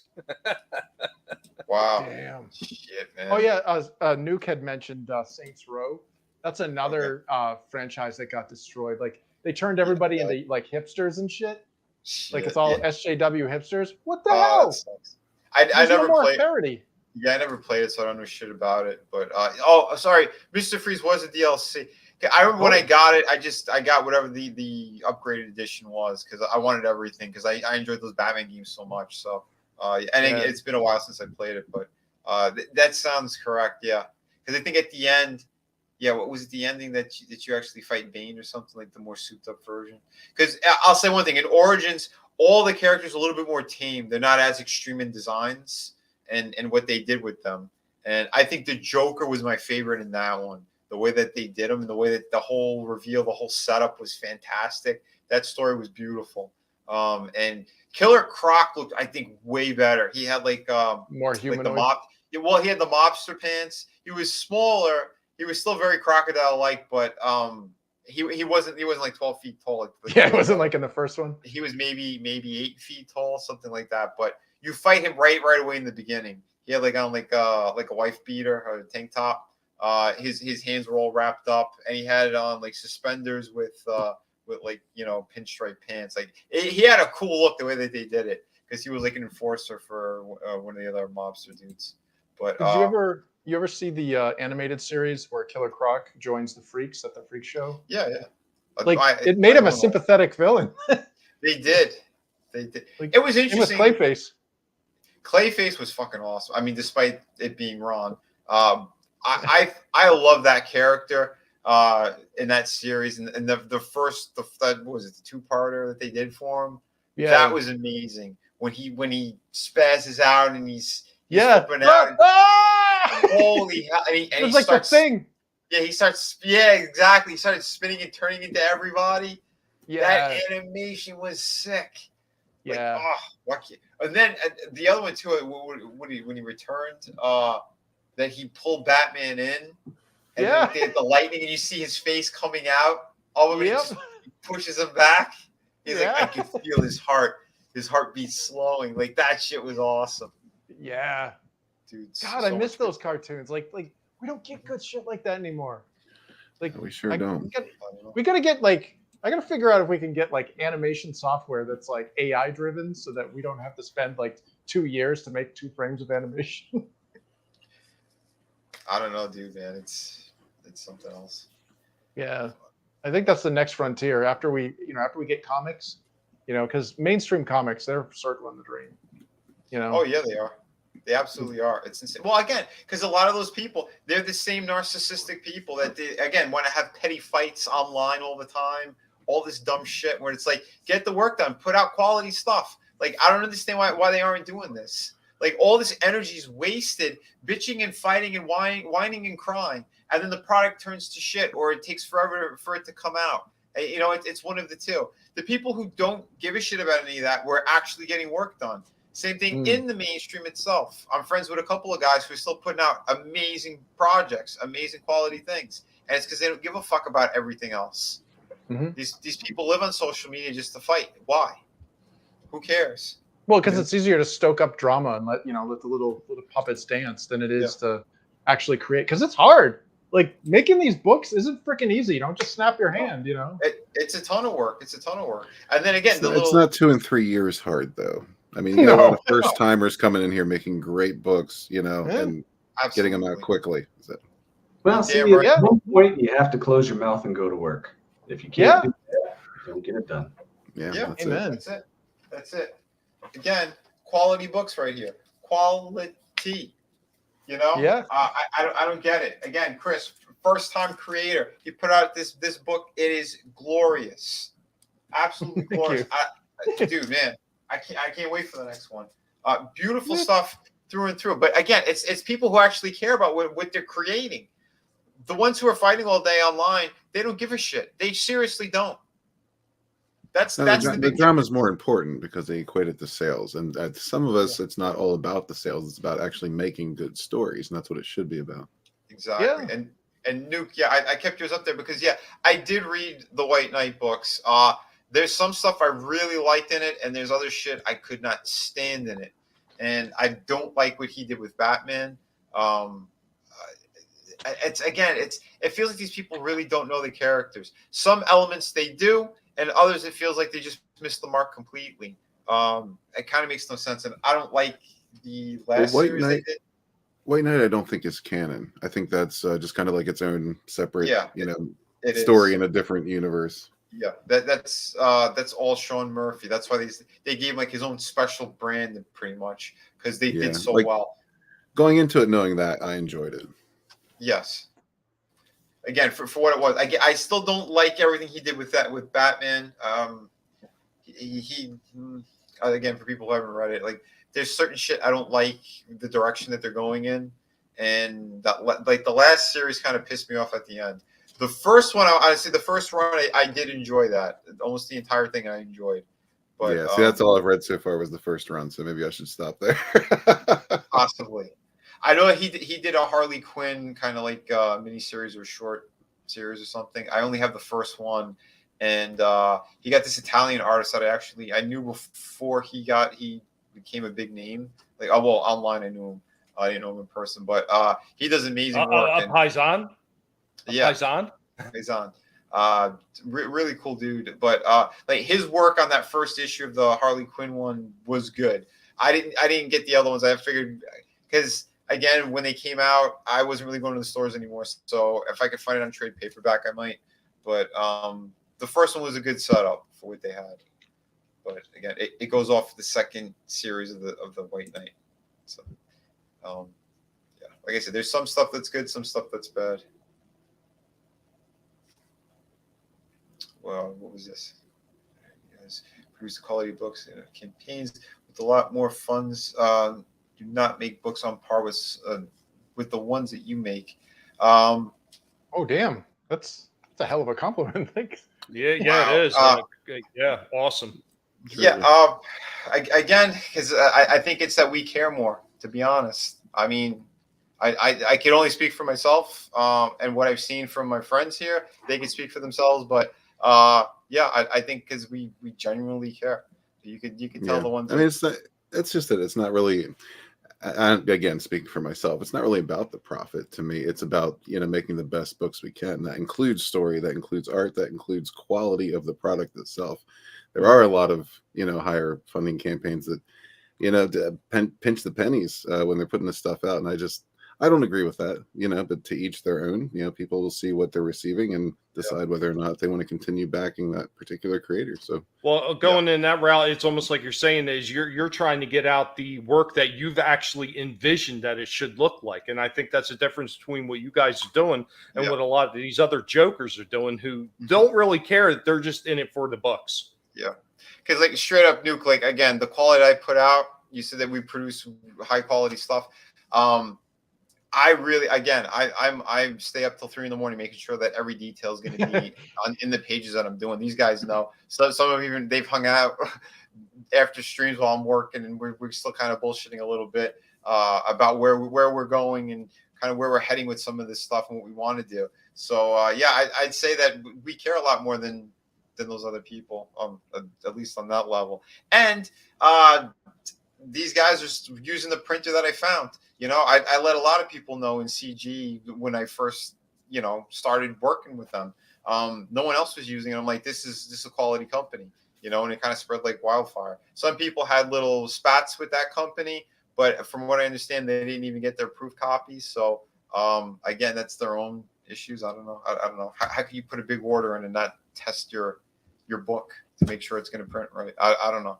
But there's a ton of facilities too, and I don't think all of them take the same care in what they do. So it can be a little bit of a crapshoot, but I mean, as long as they're quick to correct problems is what I've discovered with them. Any of the issues I've had, they're very quick to correct it and make things right. So yeah, well, shit, like you said there too. Like I've had a good run so far. I hope it stays that way. But knock on wood. Knock on wood. That's why I want to get the proofs in hand before I put any big orders in, because again, it's unforgiving if there's any mistakes and you put a big order in, Yeah. So, so we're gonna make sure everything stays at that high quality. Again, they're the ones who did the same place did the hardcover, and this thing, from what everyone has told me as well, this is one of their favorite books, one of the highest quality books that they've ever seen, not just in the independent scene, but out of mainstream as well. That's something I'm damn proud of, and I'll wear that as a badge of honor any day of the week. So yeah, that's Mixum is the company that I was using. That's for Sam Rogers. You wanted to know? There you go. But and again, for me, I don't give a shit about labels either. It's just this whole thing is the independent scene. It's very simple to me. We don't want to fight with people. We don't like any of the drama and the nonsense. So if CG is all drama and bullshit, I don't fucking care. I just want to get going to be shitheads anywhere you go. Anywhere you go, there's going to be shitheads. There's going to be cool people. We just, we hang with the cool people. We promote the cool people. If you want to be an asshole, there's the door. It's that simple. Literally that simple. That's exactly it. You know what? My boy said he ain't got a problem, but I do. Oh no. I mean, I've been fortunate. Everybody that I've interacted with, great people. That's it. Yeah. Just that. Just be good to one another. Again, we're all working hard here. Who needs any of the other nonsense? The people who are stirring shit are the ones who either have a lot of money to fall back on, or just shit stirrers because they think that drama is going to create their sales for them. It's stupid shit. It's seriously stupid. They want to continue middle school drama. To me, it's retarded. Just. It makes no sense whatsoever. And I got Batman dancing over here still. Speaking of retarded. Yeah. I know, that's the best dance, too. It was. That shit was hilarious. But yeah, the way that they did this, too, though, dude, my hat goes off to them. They recreated that whole scene. Yep. Dude, that is super impressive. I don't know how they did it, but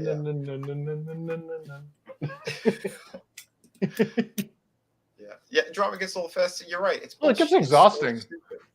It is exhausting. Why do you want to keep tabs on all the people you're fighting with this week? Like, fuck off.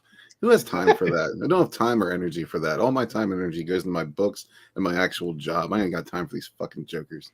Yeah, man. William, man, thank you so much. 10 out of 10 on Through the Woods. It's the best crowdfunded book that he has, and that he's back. That thank you so much, man.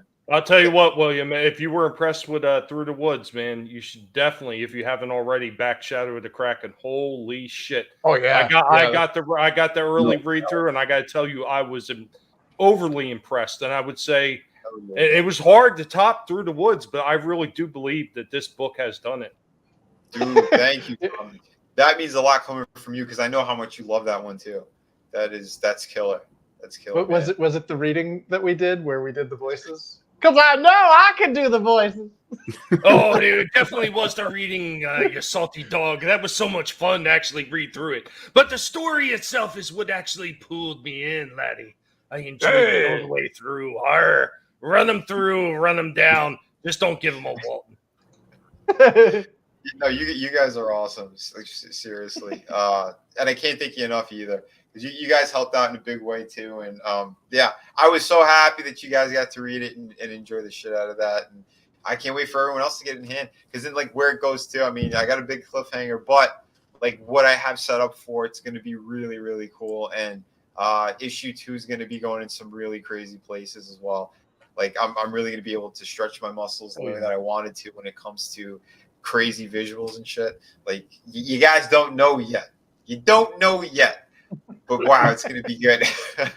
So here's the big question: when do you and Frankie get together for follow up to Through the Woods? Over the bridge. As soon as when I'm done with City of Venus 2, there's a one shot book that we're working on that is really killer. It's not Through the Woods, but it's something really, really awesome, something really special as well. I think you guys are just gonna, yeah, this is it. It's, Did Red just spoil it?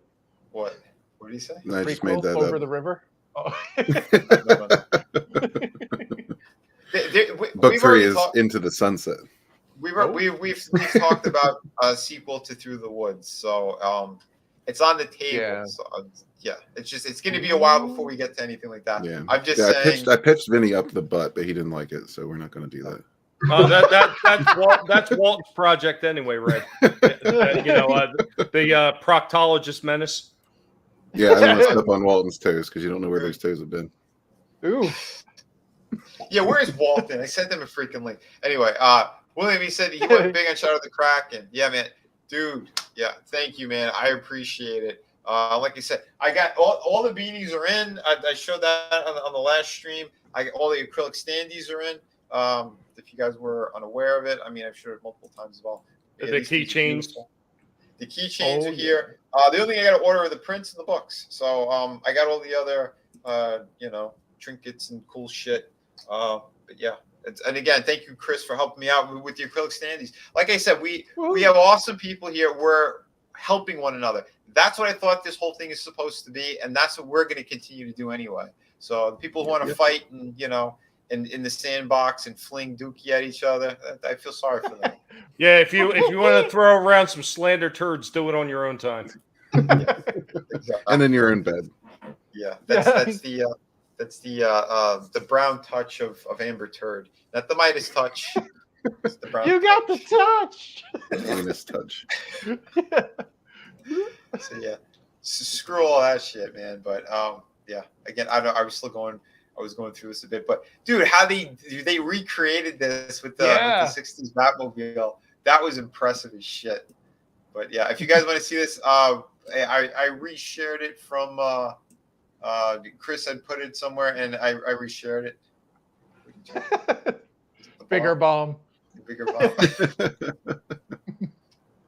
Which, yeah, this thing's awesome. Go check out the trailer. I'd play it, but again, they like to hit my channel every time I show anything regarding this Batman stuff. But yeah, like that really would have been so great.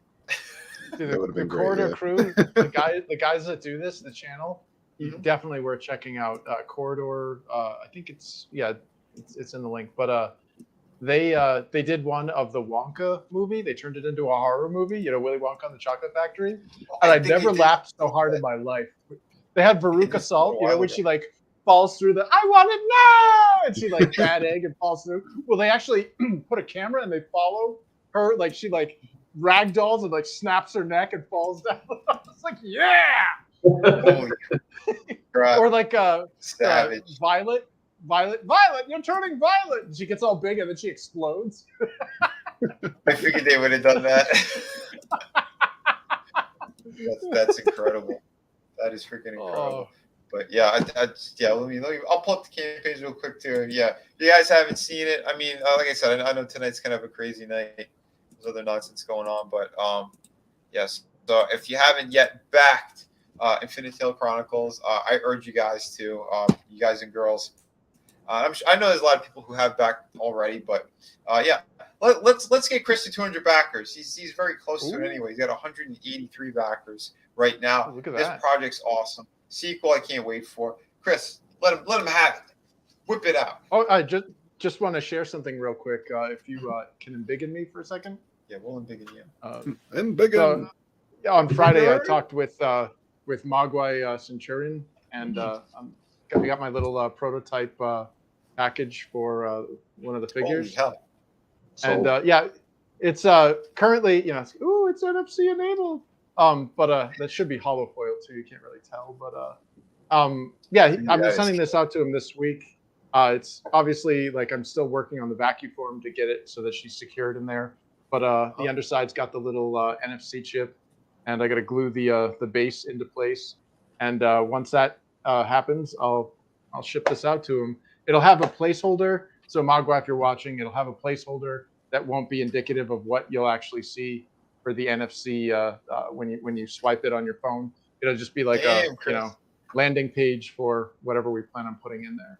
And I talked with Tony from the Clown World Review, and he pitched some awesome ideas for what we could do for the NFC stuff. So yeah, nice. It's going to be awesome. Nice. That's awesome. Was it after the Friday stream? Is that what you Yeah. guys Yeah, dude. He Mogwai was showing me some of his painted figurines. The guy's awesome.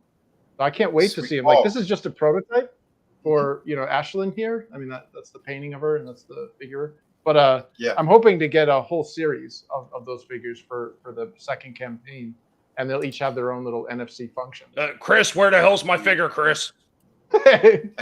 Well, I mean, if because I got messed up hands, and I tried to do like gold leaf on Ashlyn's accent of her dress, and it was like super painful. I'm all like, like it was like almost like cerebral-palegic, like trying to get that stuff in there. Oh my god! So I was like, yeah, my hands were all like locking up, and I was like Saturday was not a fun day, but damn, I the fact that like Mogwai can like kick some serious ass with figurine painting, I'm like, it's a prototype. Man. Yeah, it's a prototype. It's all his. He can do with it what he wants. But I'd love to see somebody with skill replicate, awesome. What we have for Ashlyn. Yeah, he had sent me. He repainted one of those McFarlane ones, those artist edition ones that were all encasted in gray plastic. Unbelievable, man. And when I had met him, he showed me a few paintings and stuff that he's done, and like model kits and things that he's done. Yeah, he does an amazing job. Very great stuff. So, yeah, well, the character you see there on the screen there, Darwin, he's going to be another figurine. So nice. Yeah. So yeah, hopefully we'll be able to get those out. Are you going to be doing any more of the acrylic ones too, or no? You mean like a standee? Yeah. I might do an Ashlyn standee for another project. But as far as this goes, I'm looking more of putting in the figurines as a set for like a stretch goal. Like if the book actually makes it and people actually want to, like get fisking it up, want to get like the ultimate experience or whatever. Because like these will ultimately lead to a game and, a tabletop game. And so. That's right. Those will be man. Oh, dude, that's going to be fun. That is going to be fun. I have a friend who's kind of doing a mock version of a board game. I can't say what it is because it's a pitch for something, but she's been doing a killer job with it. I was damn impressed. I was going to help her, but I had so much going on. She jumped the gun anyway. She's like, this is what I have so far. What do you think? I'm like, yeah, that's impressive. Nice. It's almost, it has like the kind of feel like Clue, a little bit like the old Clue board game. Colonel Mustard in the kitchen with a little bit of that flavor to it, but I was pretty impressed. But yeah, I'm crossing fingers that she can land the deal that she's looking for because it's really nice, and she had sculpted all the pieces for it as well, all the playable characters for the board game. So yeah, Very cool. she had. I was gonna say she had popped in maybe I think 2 weeks ago on in the chat on one of my streams. But yeah, she's a sculptor, does amazing work. I'm sorry, go ahead, Hell Chris. yeah.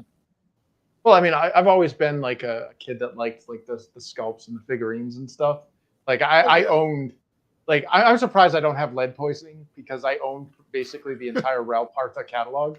Like one of my biggest like idols for sculpting was a sculptor named Julie Guthrie. She did pretty much all of like the Dungeons and Dragons Raul Parta figures, and Dennis Mize. Like those are freaking amazing. Like you know, dude, they are. And it's okay, man. We have this cool people who are that nerdy as well. I don't know if you guys have seen that. Let me see if I'll pull up a photo because you might not believe me.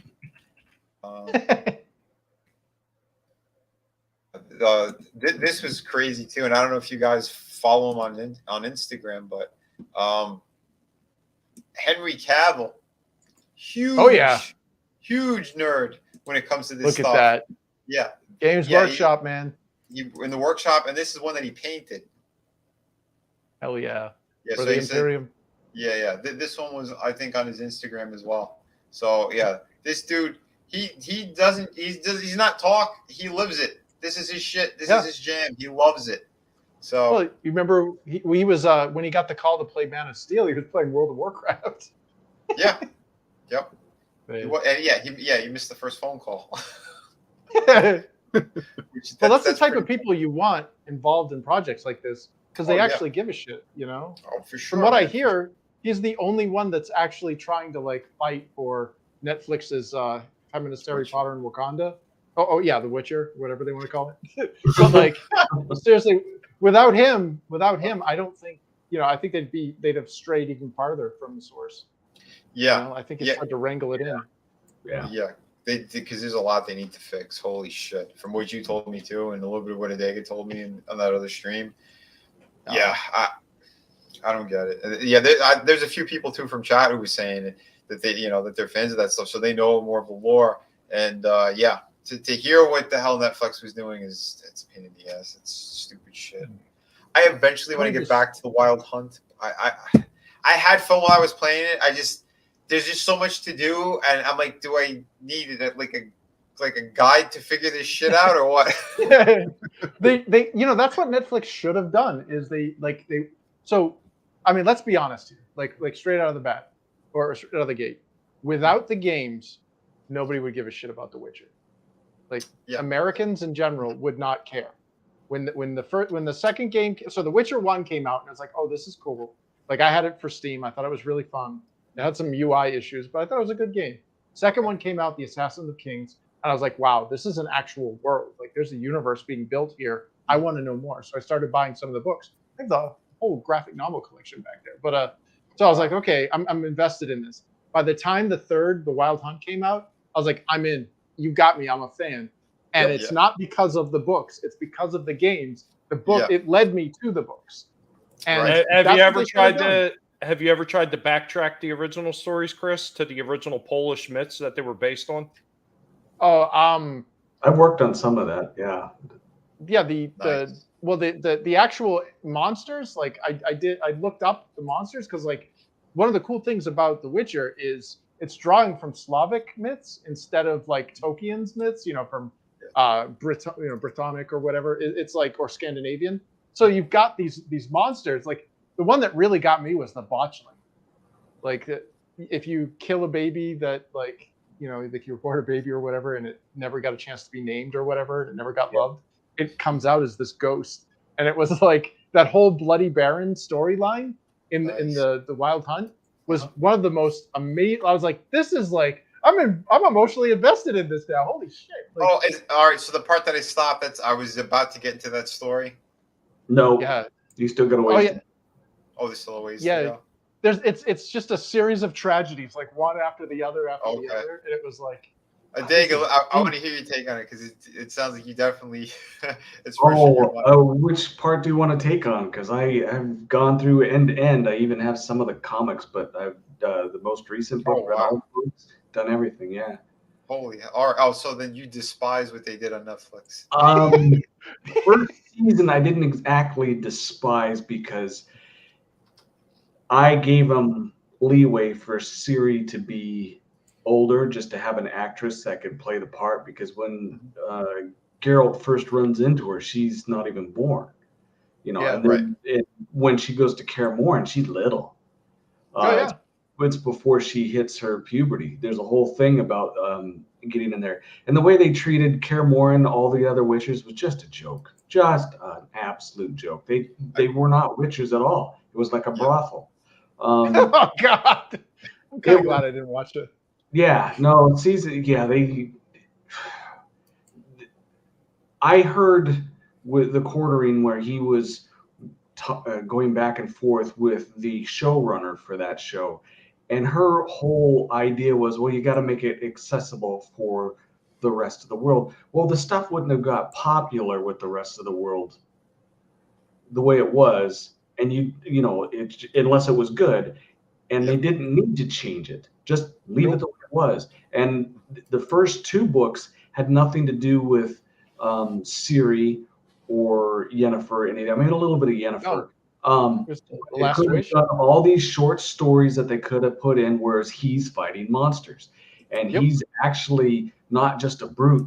The guy is brilliant. When they showed in the first season where they had him working to get rid of King Folstis's daughter's curse. Oh God, yeah. What is that monster called? Where like she's like in the grave. She comes out at night. Yeah, Strega. The Strega, I think. Strega. Yeah, Strega. Yeah. Which is a Slavic myth. Like right. Yeah, those are in Italy as well. Right. Triss was never there. This was all Geralt figuring it out. The best depiction of it comes at the game 1, where they show Geralt fighting the Striga. That is almost in the intro, the way the book is done. That's awesome. But it started off little things, and then they just screwed it up, because the queen of Syria, Sintra, Ciri's grandmother, she wasn't a warrior. Right. They depicted her right. Queen Maeve, when they get her in there, where she actually dubs him Sir Geralt. I can't wait. I mean, I want to see that, because that is a killer battle, and she is a total BA. I mean, she's a monster queen. She's awesome. Nice. But when they start throwing it in the sea, there's the whole thing with the Nilfgaards and everything. They just messed it up, and season 2 just pissed me off. Wow. Yeah. The Nilfgaard. Well, is. I'm sorry. No, go ahead, Chris. Go ahead.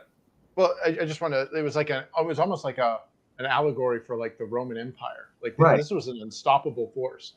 They were scary as hell in the books. I was like, that's all. Well, I seen some of like the video game, like the CG rendered action scenes and stuff of him taking out one of those witches that turned into this giant monster thing. I was floored by it. I'm like, that's why when I saw it in the stores, I'm like, oh, it's $20. Yeah, I'll pick it up. I was like, holy shit. I didn't realize how big that world is. After I bought it, like one of my friends said, oh yeah, dude, you could easily clock in hundreds of hours. I said, what? I don't have that kind of time. Well, I've had friends that have told me about side quests and stuff that I had never even seen. And like, there's like a well, and there's this like demon that's like convincing people to like send like food and stuff down to it. I'm like, what are you talking about? I've never seen that. Like, just go over here and do it. Like, really? A lot of different games have stuff like that. I mean, like people that played World of Warcraft for years wind up finding quests they never knew about because they just never traveled to that one small part on the map. But one of the things I think Odega hit on is he was talking about these companies, they always feel like they got to divert from the original material because they got to make it for a bigger and wider audience, and it's not going to succeed if you didn't. And there's been quite a few times where companies have taken the source material, what was already there, and captured that in its essence in almost an entirety and done really well. And one of the ones I always go back to, which unfortunately, since the comic run was never overly popular, the show on MTV never became overly popular either, was The Max. That one was ripped almost directly from the pages, and you can do it and make it good. So the people who appreciate that franchise are like, oh, hell yeah, this is what I was looking for. Yeah, absolutely, man. Yeah, I agree with you on that. And that's what it was like. There where he says Netflix couldn't accurately do it from the books. If they did it from the books, it would have been a lot cheaper. Really? Because they do things like in the first where you see Yennefer running from the assassin mage. None of that could have been in there.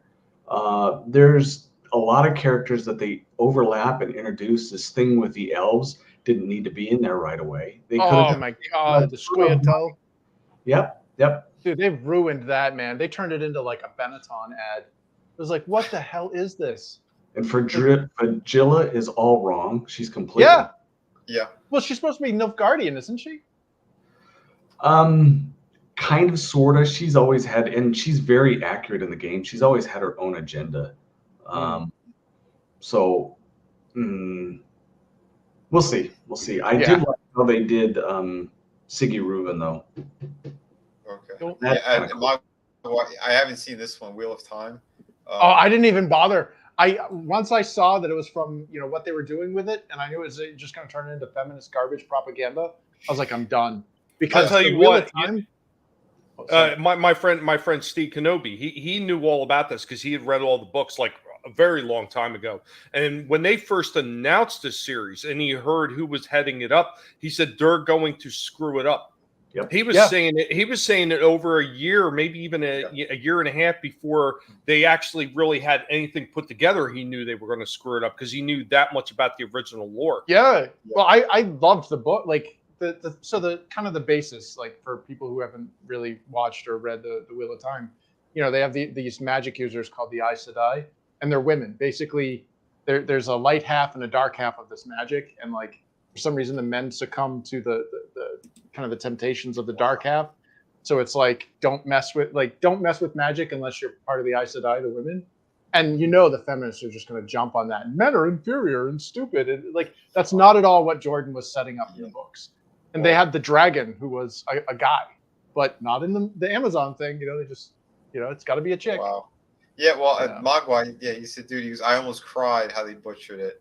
He's read the series 5 times. Dude, damn, dude. I can only imagine, man. Yeah, when you see something that you love that much being completely amber turded on, that's just. Yeah. It's that South Park thing. It's where we don't go to Panama or Peru because we had a friend who got violated there, and it just shows like Steven Spielberg and George Lucas bending Indiana Jones over like on the pinball machine. No. More ginger side. Oh yeah. Well, they did that in The Witcher. Their Netflix feminist Harry Potter and Wakanda. There, they made Triss Marigold. Her name Triss Marigold. What is that evocative of? A marigold, right. She should be a ginger. Right. And she's like a black chick. Yeah. I heard every time that they swap out a ginger that Liam loses a freckle. Is this true? He's not here, so you must be right. He's probably in the ring going, no, he's got a marker. He's putting another one up. Yeah, it's just like, oh no. My favorite one too. Yeah. That sucks though, man. Wow. These people are unbelievable. But hey, you know what? We got better stuff out there, like Infinite Tale Chronicles. So back it if you can. Support Chris. He's awesome. And again, we got Sunsworn, Wings of Vengeance. Oh yeah. It's another beautiful book with 277 backers. Could we hit 300 on this? That would be awesome. Because this project is beautiful. Killer. So we got the creators going to talk about it. We're trying to bring back the space fantasy genre because I think it's gotten a little bit lost and muddied and just overall gay. So we're trying to not necessarily erase the gay, but the negative, the negative connotations in the gay aspect. That's what we want to get rid of. Just bring back characters that you can all love and enjoy, get to know, with deep personalities, complex characters. Going on awesome space adventures and just doing their thing. So that's what we're all about here with Sunsworn. Wings of Vengeance in particular is pretty fast paced, full of action. It's meant to be just that, a standalone story in between the 2 novels. The next novel, March of the Dominion, will be coming later this year, and you don't want to miss it. So grab it up. You can also still grab the novel on this as well if you haven't done that already. There's only a few of those left. God damn it, Red, where's the information for March of the Dominion? I'm waiting. Well, Tommy, if you were to become a channel member, you would get sneak peeks at the things we're working on. And there may or may not be a March of the Dominion video already up. Oh, nice. God damn it. Get over there. Get over there, Tommy. You want to fly? You gotta buy. I'll probably slowly make those public. Just give the channel members the first look. For a few weeks, maybe a few months, and then throw them out, make them public, so other people can see what's going on. I just want my greedy paws all over the book, Red. Go ahead and back this great stuff. There was a funny comment. What was it? Tommy had just pulled it up a second ago. And Liam slowly turning into Denzel Washington. That was great. William put that out there. It's inevitable in this day and age. That's hilarious. Oh my god. Yeah. Like I said, it's not a bad thing. I mean, come on, Denzel. He'll get an Oscar at some point. Definitely back these books. They are so awesome. They're so much fun too. And like I said, shout out to Kraken. That one's for Red. Yeah, thank you, Will. Appreciate that. I would really love to find a cheap way to ship to Australia. Actually, I just shipped out another book to Australia a few days ago, and that's killer. I hate having to charge those prices. I actually charge a little bit less than what it actually costs to ship, just because I can't do it, man. It's ridiculous what they're charging. Wow. Yeah, you got to give me an update on that because I haven't looked. I know it's still pretty insane. I felt bad for a few people that wanted me to sign and then ship back. One, they buy the book, then they send it for me to sign, and I got to send it back, and they pay for all that. I'm just going, you just bought $100 book. What the heck? Yeah. I sent something to New Zealand. One of my backers, after New Zealand rejected it at the border and sent it back to me, and it cost me like $100. I ended up, all in all, when it was said and done, almost $300 to send basically like a couple of books and a poster to freaking New Zealand. Like, that's insane, And I can't in good conscience charge what it's costing me to ship to customers in Australia or New Zealand, because that's unreasonable, and the USPS won't deliver. Yeah, it's the government doing this on purpose. It's disgusting. Yep. But, I mean, I know we can't get into that, but we know what's going on, and it's bullshit. It's straight up bullshit. Yep.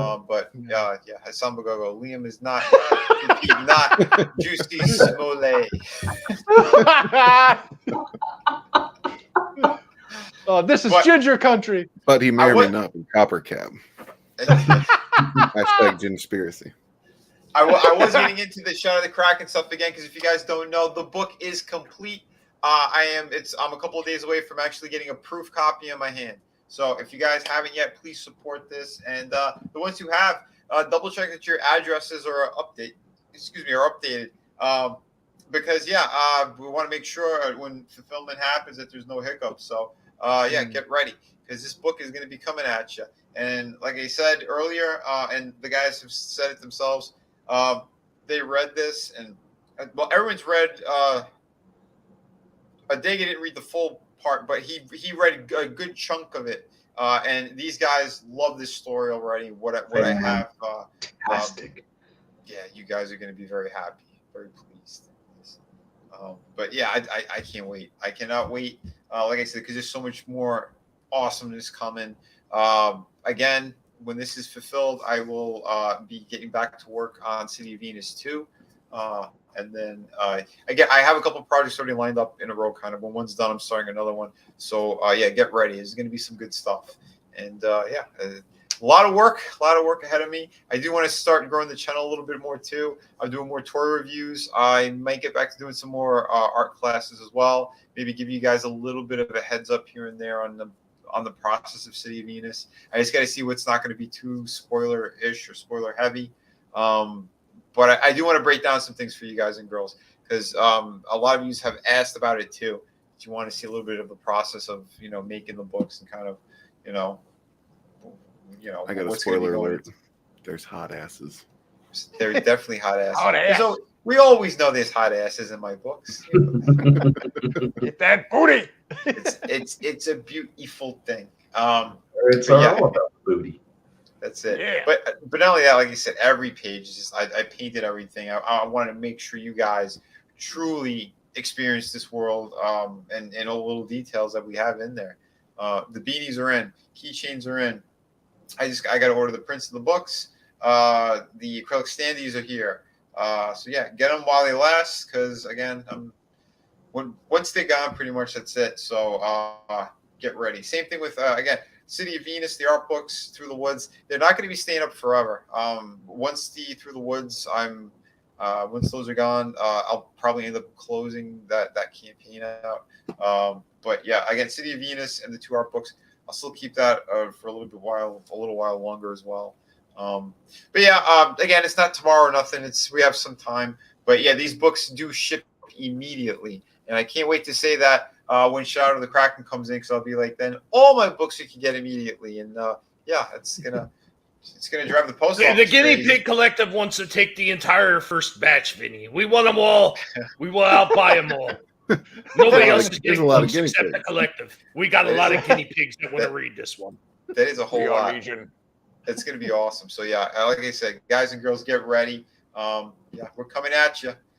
You know, from the depths we rise, and that's pretty much what this campaign kind of went through. You know, from the depths. All right, a lot of scummy people tried to monkey wrench me and try to fling shit my way, but you know, we kept swatting them away.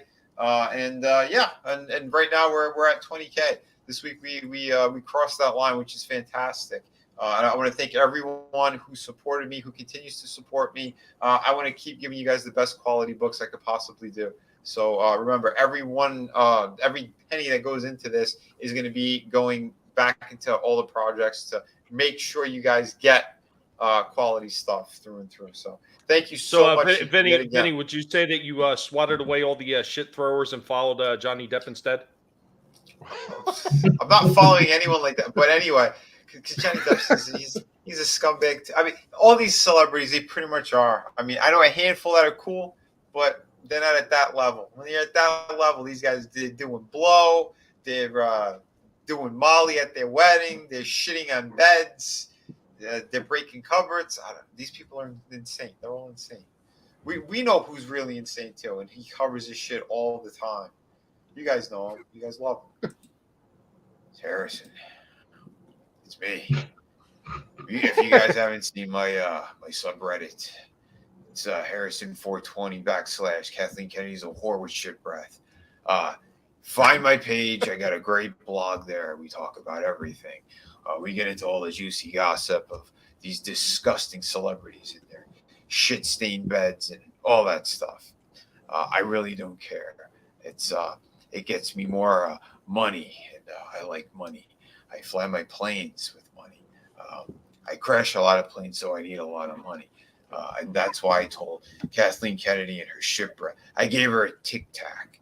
I said, whore, I'll do your movie, but you need to pay me X amount of dollars for a new plane. So that's why I did Indianapolis 7. You could boycott it. I don't care. I got paid already. But this is the last flick I'm doing for them. Down with Disney, they could burn. I don't give a shit anymore. Lucas, thank you, George. I made a fortune. The Kathleen Kennedy's a whore. Remember that. And yeah, Harrison out. Guys, just remember to back independent creators. I am your Smurfstorian, the Smurfstorian, born in a mushroom house, fighting with my brothers and sisters to make sure that we keep independent creations alive. We squat, but we do not kneel. Amen. See, and you were worried that Walton was going to make an appearance. There you go. Good. We had Walton in here. There we go. Little fella, little guy. Nelson the gentleman's in here as well, man. Hey, how you doing, bro? Yeah. What up, Nelson? I always shut in the bed when I do Molly. He thought it was normal. Well, apparently, for some people, it is. So, unbelievable. But hey, you know who else has a great channel? Who has great stuff going on? Adega also has awesome stuff, bro. If you want to tell the people what you got over there and what you've been working on, let them know.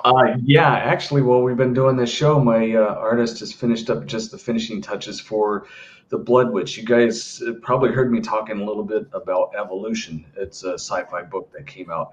And I pulled that down. It was making negligible money because of the way things are on Amazon and publishers, but I sold a bit. I sold quite a bit. However, when I went with this one publisher, I pulled it off. They were going to print it. Publisher died, so I haven't had anything out. Well, guess what? May 30th, Evolution's going to be back out. It's going to be hardcover for a limited time. It has fan art in it, and I'll have a big event on May 30th. It'll be Memorial Day. May's one of the major characters in the books, all of the books, and that's why I picked May, because she's a major character. That's also fantastic. With the finishing of this artwork from my artist, The Blood Witch will probably come out the exact same day. That's a bigger fantasy novel, and that's the one that the publishers were fighting over at the time. And so I'm going to say, oh, screw you guys. It's going to be better than what they had. And plus, I don't have to deal with their dang editors that were telling me, oh, no, ancient ruins are always torn apart. And, you know, I had to instruct them to go to Scotland and look at some of these old castles.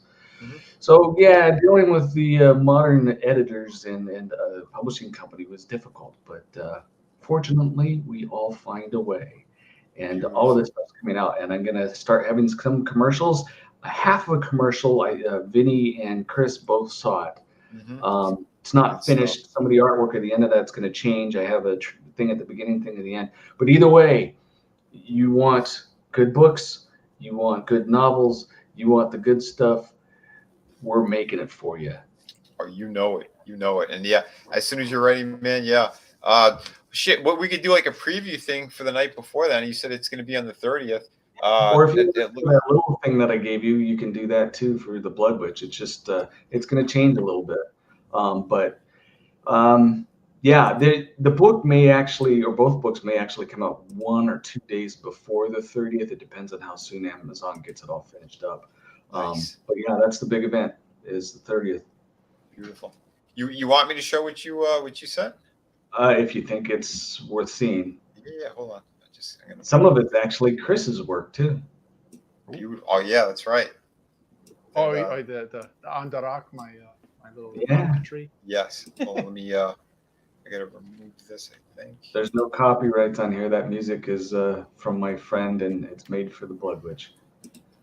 Yeah, I need to share again with the audio. I believe. Here we go. Oh, Nelson the gentleman's crying. It's okay, Nelson. You can drop all the logs you want, buddy. Yeah. What did he say? Call me a lumberjack because I'd be dropping logs. Fantastic. Oh, and for 99 cents super chat, super sticker. I can't see it, but he's crying. He's crying. He's crying. That's crying. Oh. That's a sticker. Well, no more tears because we got something to show you here.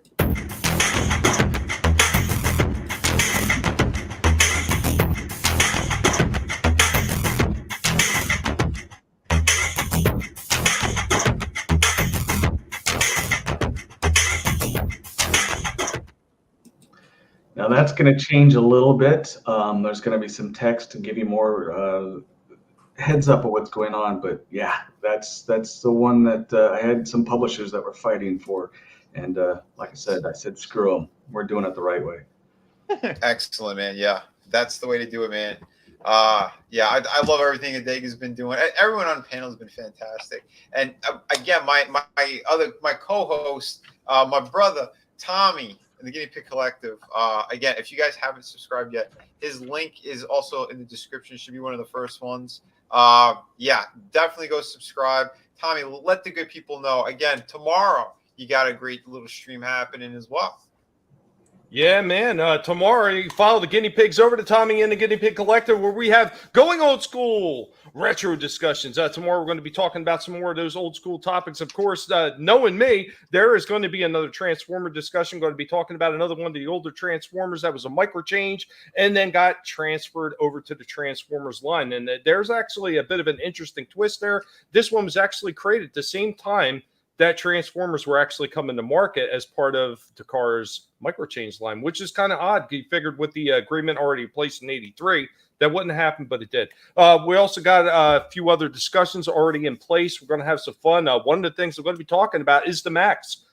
I love that series, and I think it just doesn't get enough attention. So we're going to have a little discussion on that as well. And of course, there's going to be the new segment with the trivia. I still haven't figured out which trivia I'm using yet, so I want to surprise everybody with it and do something a little bit different. Last week we had Seinfeld. God only knows what we're going to have this week with the trivia. But we're looking to have a little bit of fun, looking to reminisce about the old stuff that we love so much, and we're just going to keep on trucking and having fun and do the same thing again on Thursday with Vinny and I.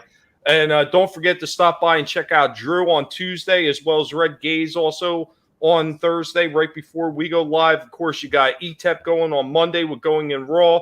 Got him on Wednesday, too. Also, don't forget about ETEP. And so, guys, there's a lot of entertainment coming out. Tony Tone Deaf on Tuesday, too. Tuesday night as well, with the Monday night retrospective. They're talking about the Monday Night Wars with WCW and WWF. Fun times, guys.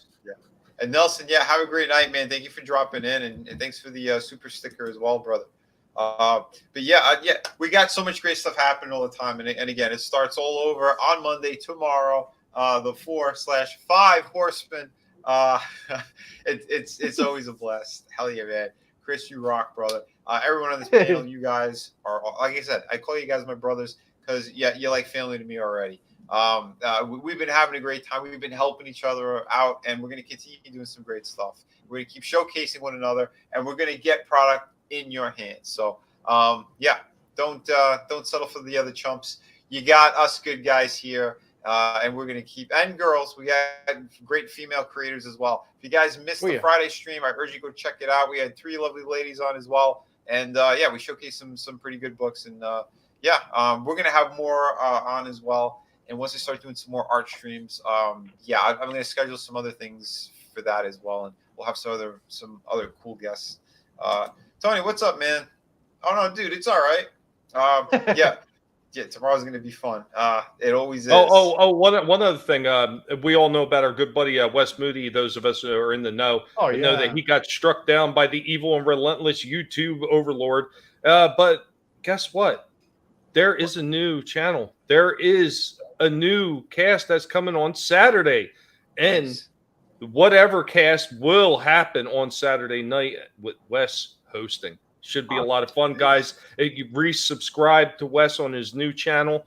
I'll see if I can go ahead and pull that up and drop it in the link, man. Show the guy some love. He has to rebuild after YouTube and their ridiculousness. Yeah. Don't forget about Drew. Drew still has his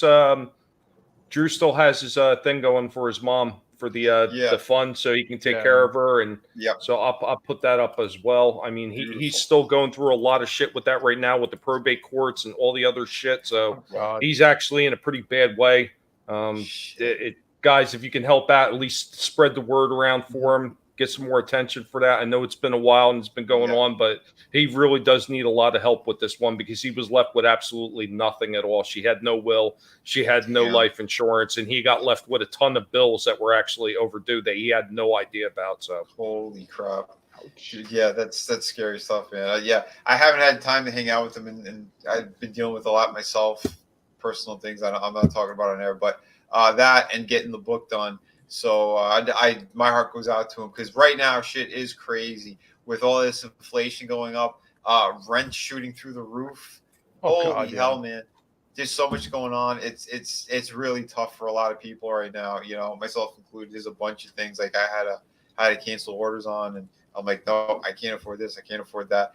It's insane what's going on. But yeah, Drew, he needs his help immediately. He's in a very tough spot. I know Tommy helped him out too with for the people who do donate at another level.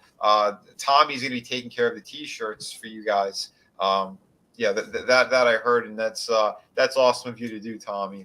That's incredible, man. Hey, man, I gotta help him out any way I can. I mean, I could easily just donate, but you know what? Let's help out the people that are donating to him. That was my idea behind it. I thought it would be a good thank you to everybody. And you know what, Keely Chow, thank you for actually dropping Wes's new channel link in there. Appreciate that. Man. Yeah, thank you guys.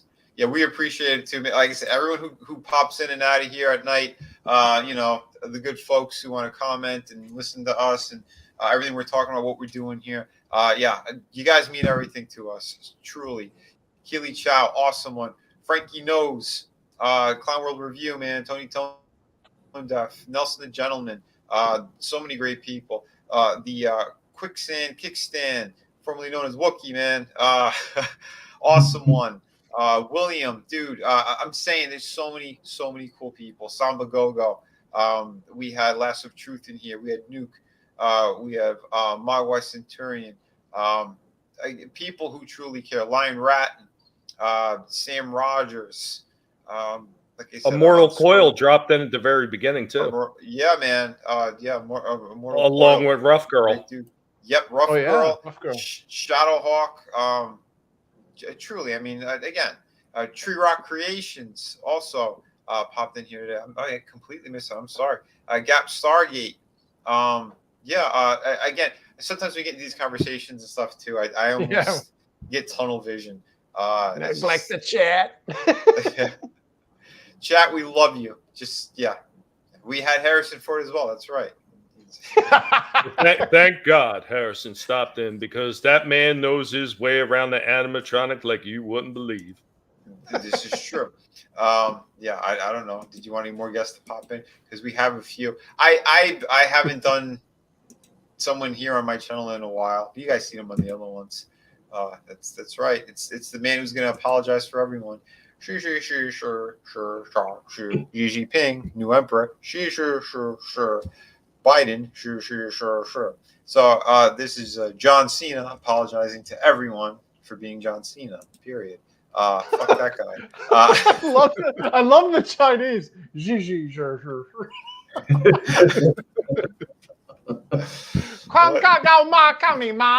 Man, these scumbags, man. The balls on these people. But anyway, remember, guys, just keep fighting for what's right. Don't take shit from anybody. We love you. Whatever you can do to help us out, grabbing links, putting them out there on social media means the world to us as well. So back what you can. And if you can't, at least spread the word. You know, there's good people here who could definitely use the help, use the support. Nothing but love for each and every one of you guys and girls. Till next time, remember, be kind to one another, kick ass while you create, and check out my new videos. I told you, got some new figures out there, and the Supergirl's fantastic. People have been loving it. I think she's like around 200 views already in like 24 hours. So, it's doing good. All right, guys, we're gonna hang out tomorrow on some other fantastic channels. I'm gonna try to swing by in Tommy's as well, because I like the Max. We're gonna try. We're gonna do our best here. And then we're gonna be hanging out with ETUP over in the Place to Be reviews. So remember, subscribe to all these channels, all these fine gentlemen here. Till next time, peace.